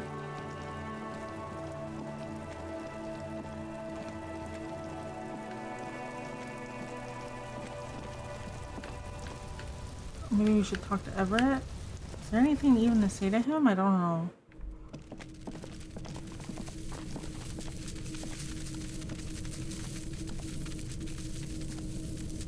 What?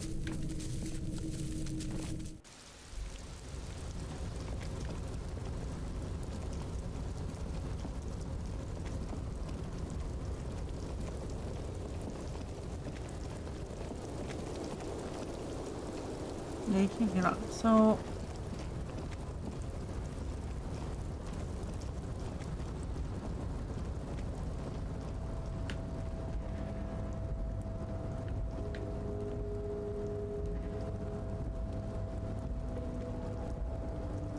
is there a way to get down from up here?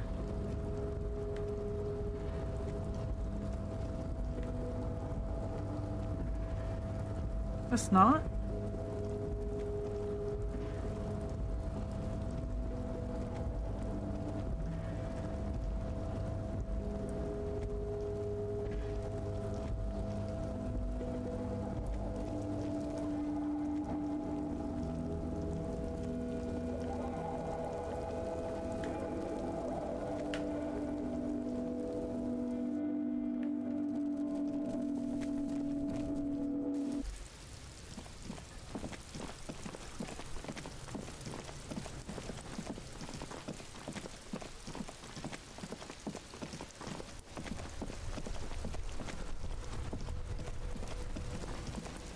Well, it's better than nothing to go over there and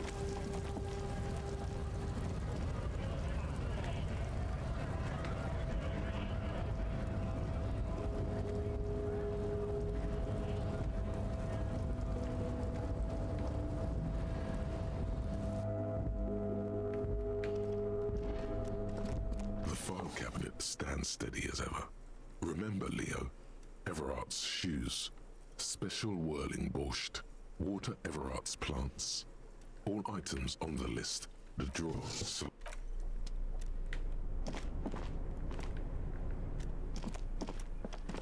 The payphone hangs mutely on the wall. where was the ledger?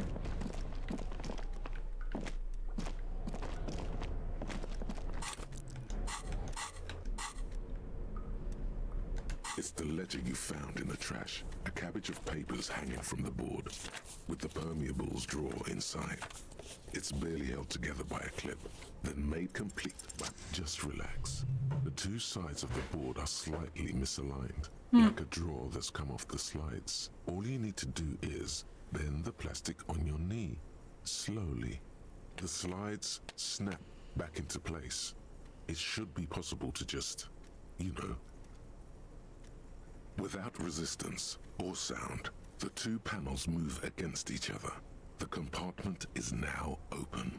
2 ticket stubs and a handmade postcard. 2 octopuses are smiling, reaching their tentacles toward each other in the colored pencil drawings. The tickets permit access to the zoo in Revachol East. The aquarium costs extra. These let you go there too. Thin wax paper has been glued to a piece of cardboard. Sounds like leaves rustling when you pick it up. You see violet flowers, floral patterns, patches of glue. It smells of chewing gum.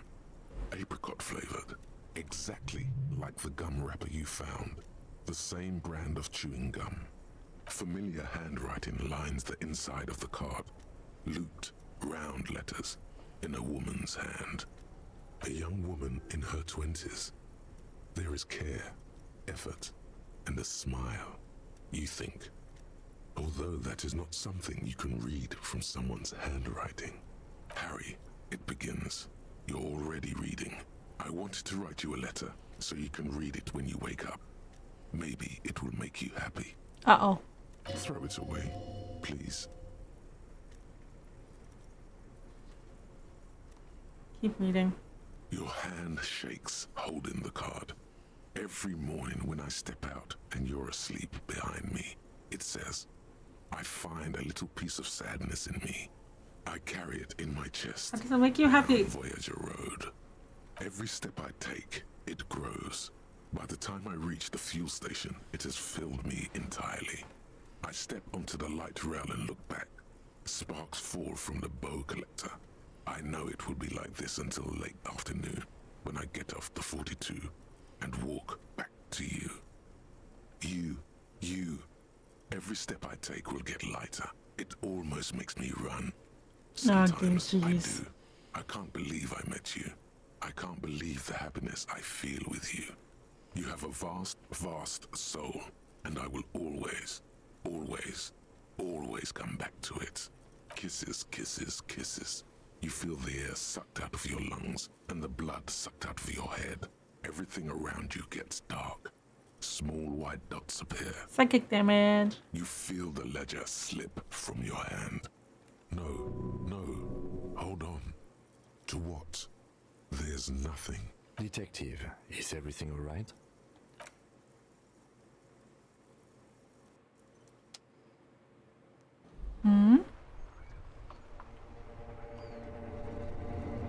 What?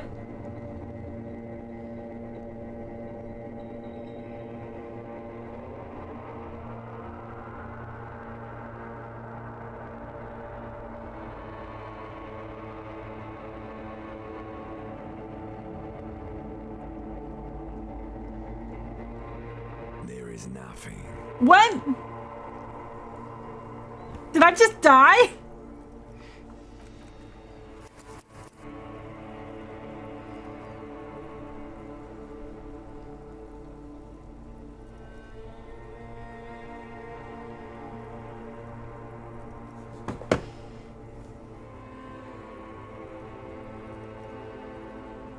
That's a whole like 30 minutes behind.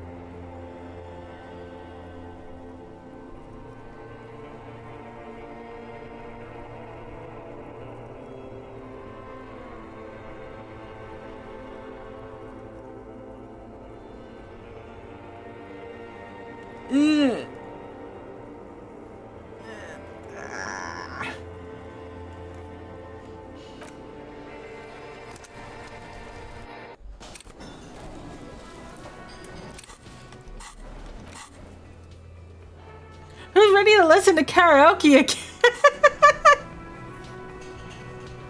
Oh, God.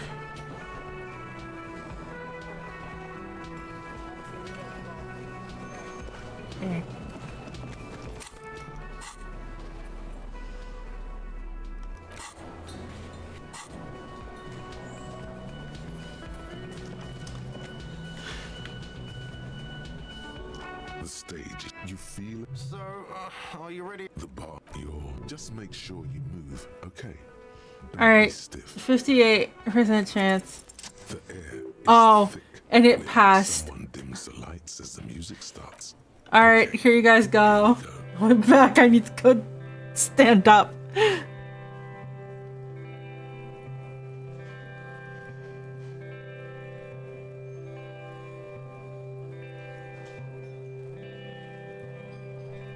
I would often go there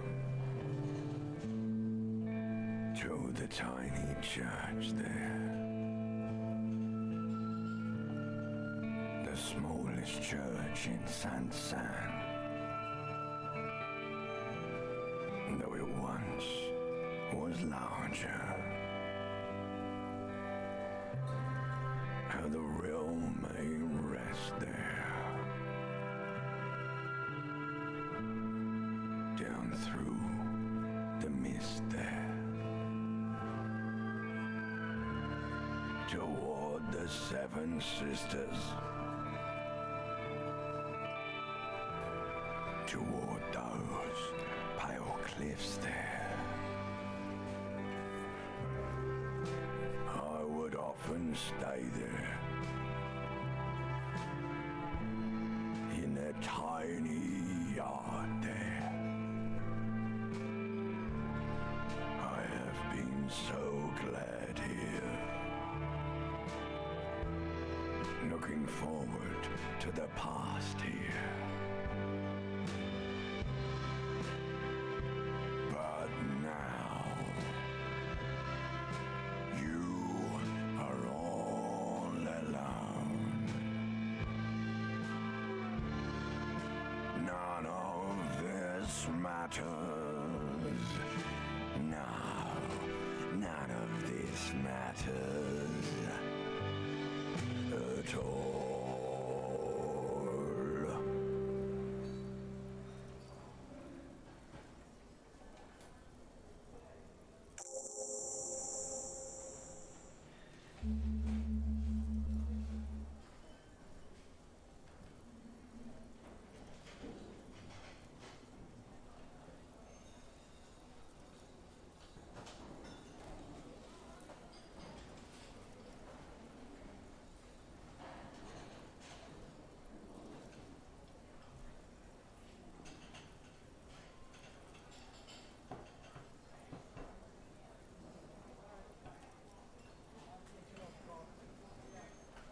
Did everyone enjoy karaoke for the third time? Lazy applause fills the room. Alright, we make him blush.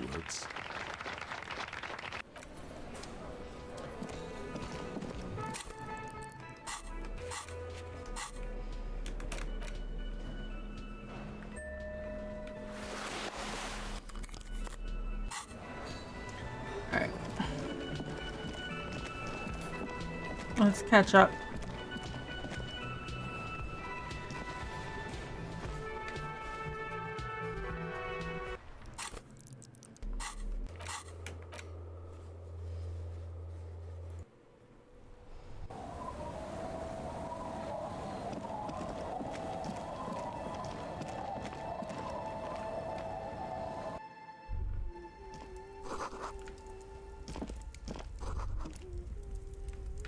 Is that the phasmid? It looks like it's not the phasmid. It's not even organic. You were just following your... Mister. Oh. Where did you... Found them. She doesn't want... I hid. We're going... They're in my sandcastle. Yeah, that's nice. My mom is great. Yeah, they look. It's a great... You might be able to get on Gart's good side. Sure. Alright. You just need to grab... It's Lambie is a... Lammy usually doesn't like spy. Catch up. Oh. Got it.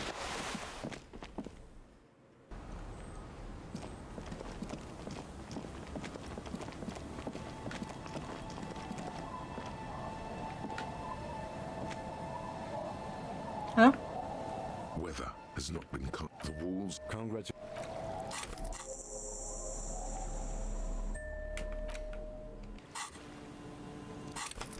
Let me go give this to...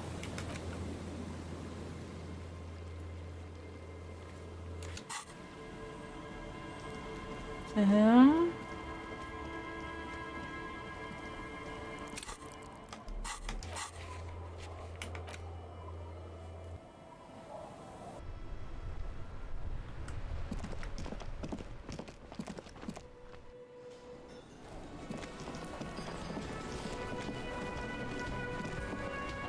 Smallest church in Saint-Saëns, right? It was all right.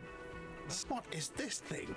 Okay, I can fix it to the plaque and have a new bird. This was. I feel good about our work. Done. Okay.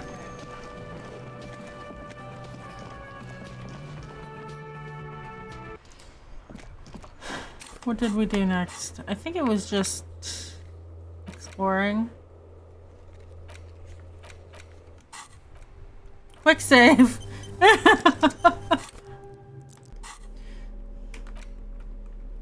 Alright. Let's take a look back at this. You found in the trash, a cabbage of papers hanging from the board, is still not what happened. Oh, it didn't let me in this time. This compartment. You should throw it away. Yes, you can piece them together using the alphanumeric code on the Something margin. new. It always begins with HDB41, then date of initialization and time of arrival on the scene, followed by the title. For example, HDB 41120111700, the next world mural. Why, yes, your precinct number is 41. Your name. Every last alphanumeric in the files begins with it. And these are your case files. It's safe to say HDB are your initials. Harrier Dubois, HDB. This one is relatively easy to reconstruct.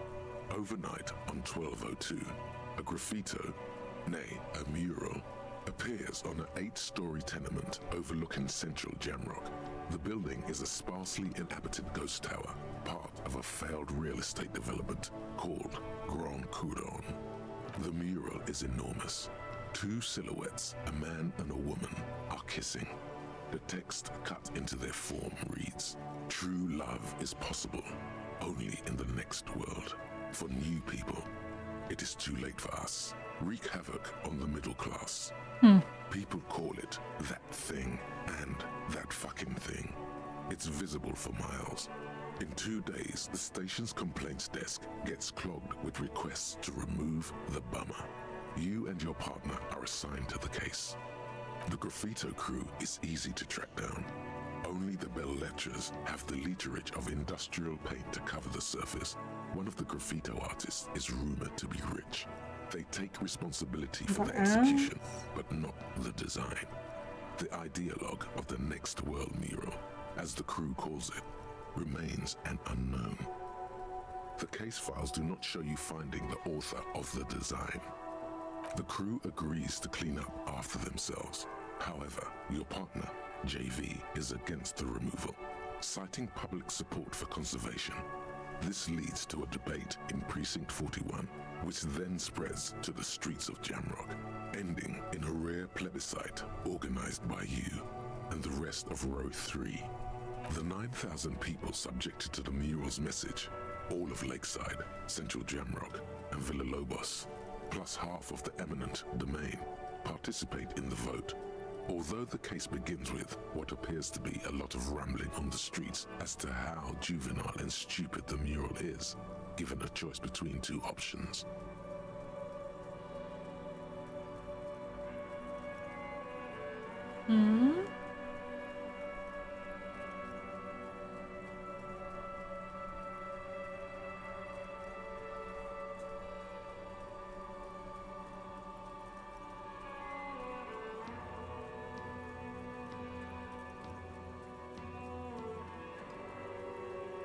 I don't know.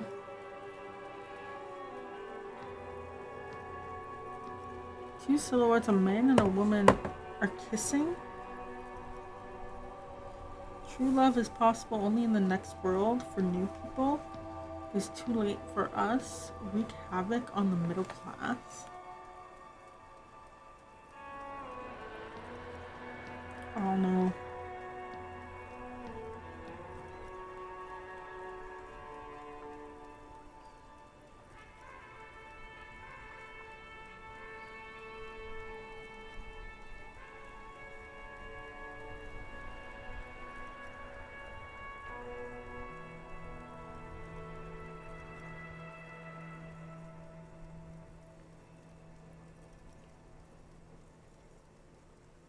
I don't know. I don't know. I don't know what it's saying. What is it saying? Oh, it's too late for this.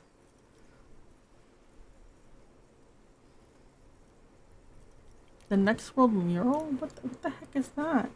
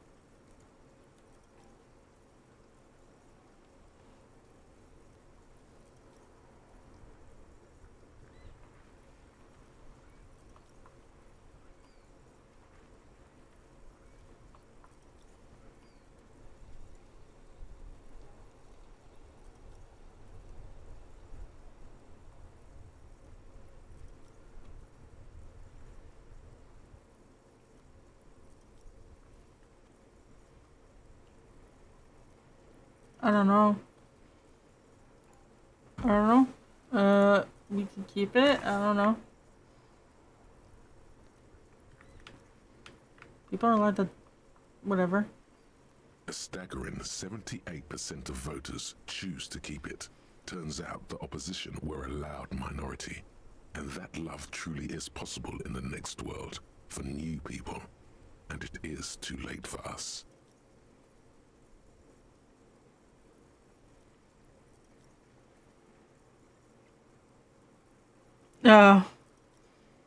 Sure. Number one, I have no idea what this is saying. It appears to have been a rare case of civil activity. Biggest communism builder employ critical thinking 9 times? Sorry, there was no critical thinking involved in this whatsoever. It's 1 a.m.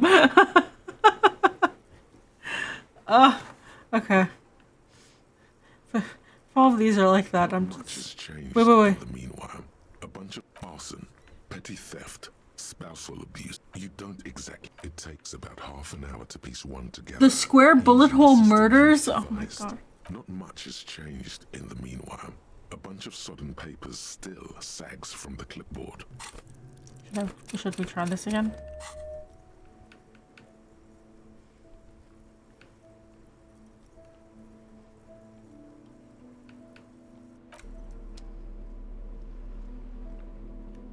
It's the letter you found in the trash. A cabbage of papers hanging from... Just relax. The slides snap back into place. Without resist, 2 ticket stubs and a handmade thin wax paper has been glued. It smells exactly like the gum wrapper you found. Your fingers are sweaty. There is a sweat mark where they held the wax paper. 2 octopuses are smiling, reaching their tentacles toward each other. It's slightly, ever so slightly, difficult to breathe once you've done so. The drawer is locked. Blue ink drips from the white pages in your hand. Your hand shakes. You're flushed with adrenaline. Without resistance or sound, the 2 panels move against each other. What's this third option? Open. Inside, the words just crossed your mind somehow. Who do you think? You. It's your hand shakes. Huh. Okay, so if we read the card, we will die.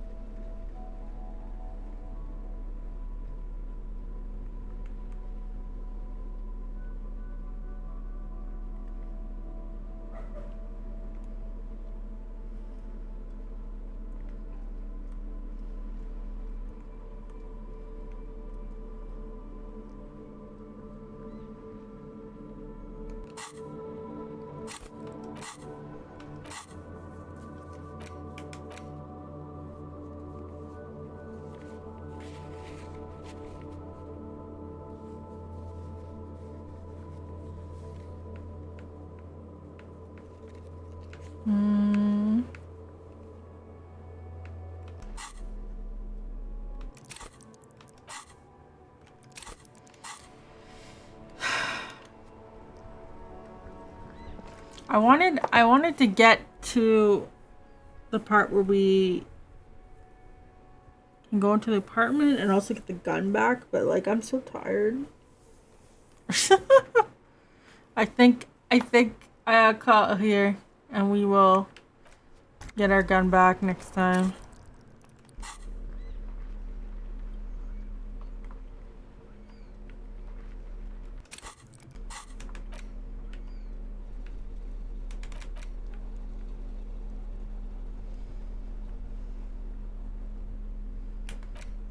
Because we did get quite a few things done, but...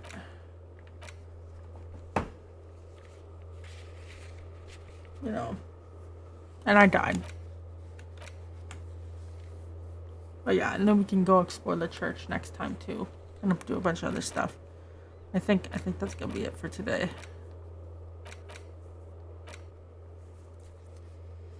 I know we're 30 minutes off from it, but I feel like stuff will happen.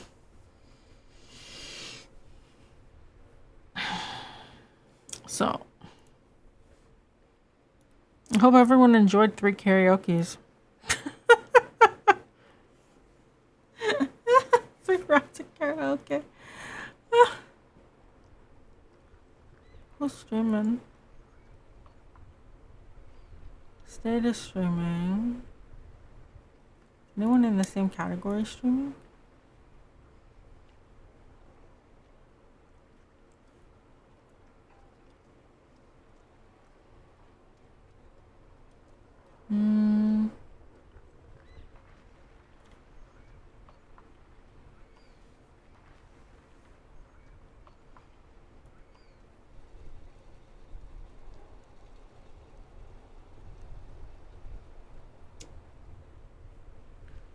This person is on day 3 and they just got into the fisherman village, so we'll give them, maybe we'll raid them.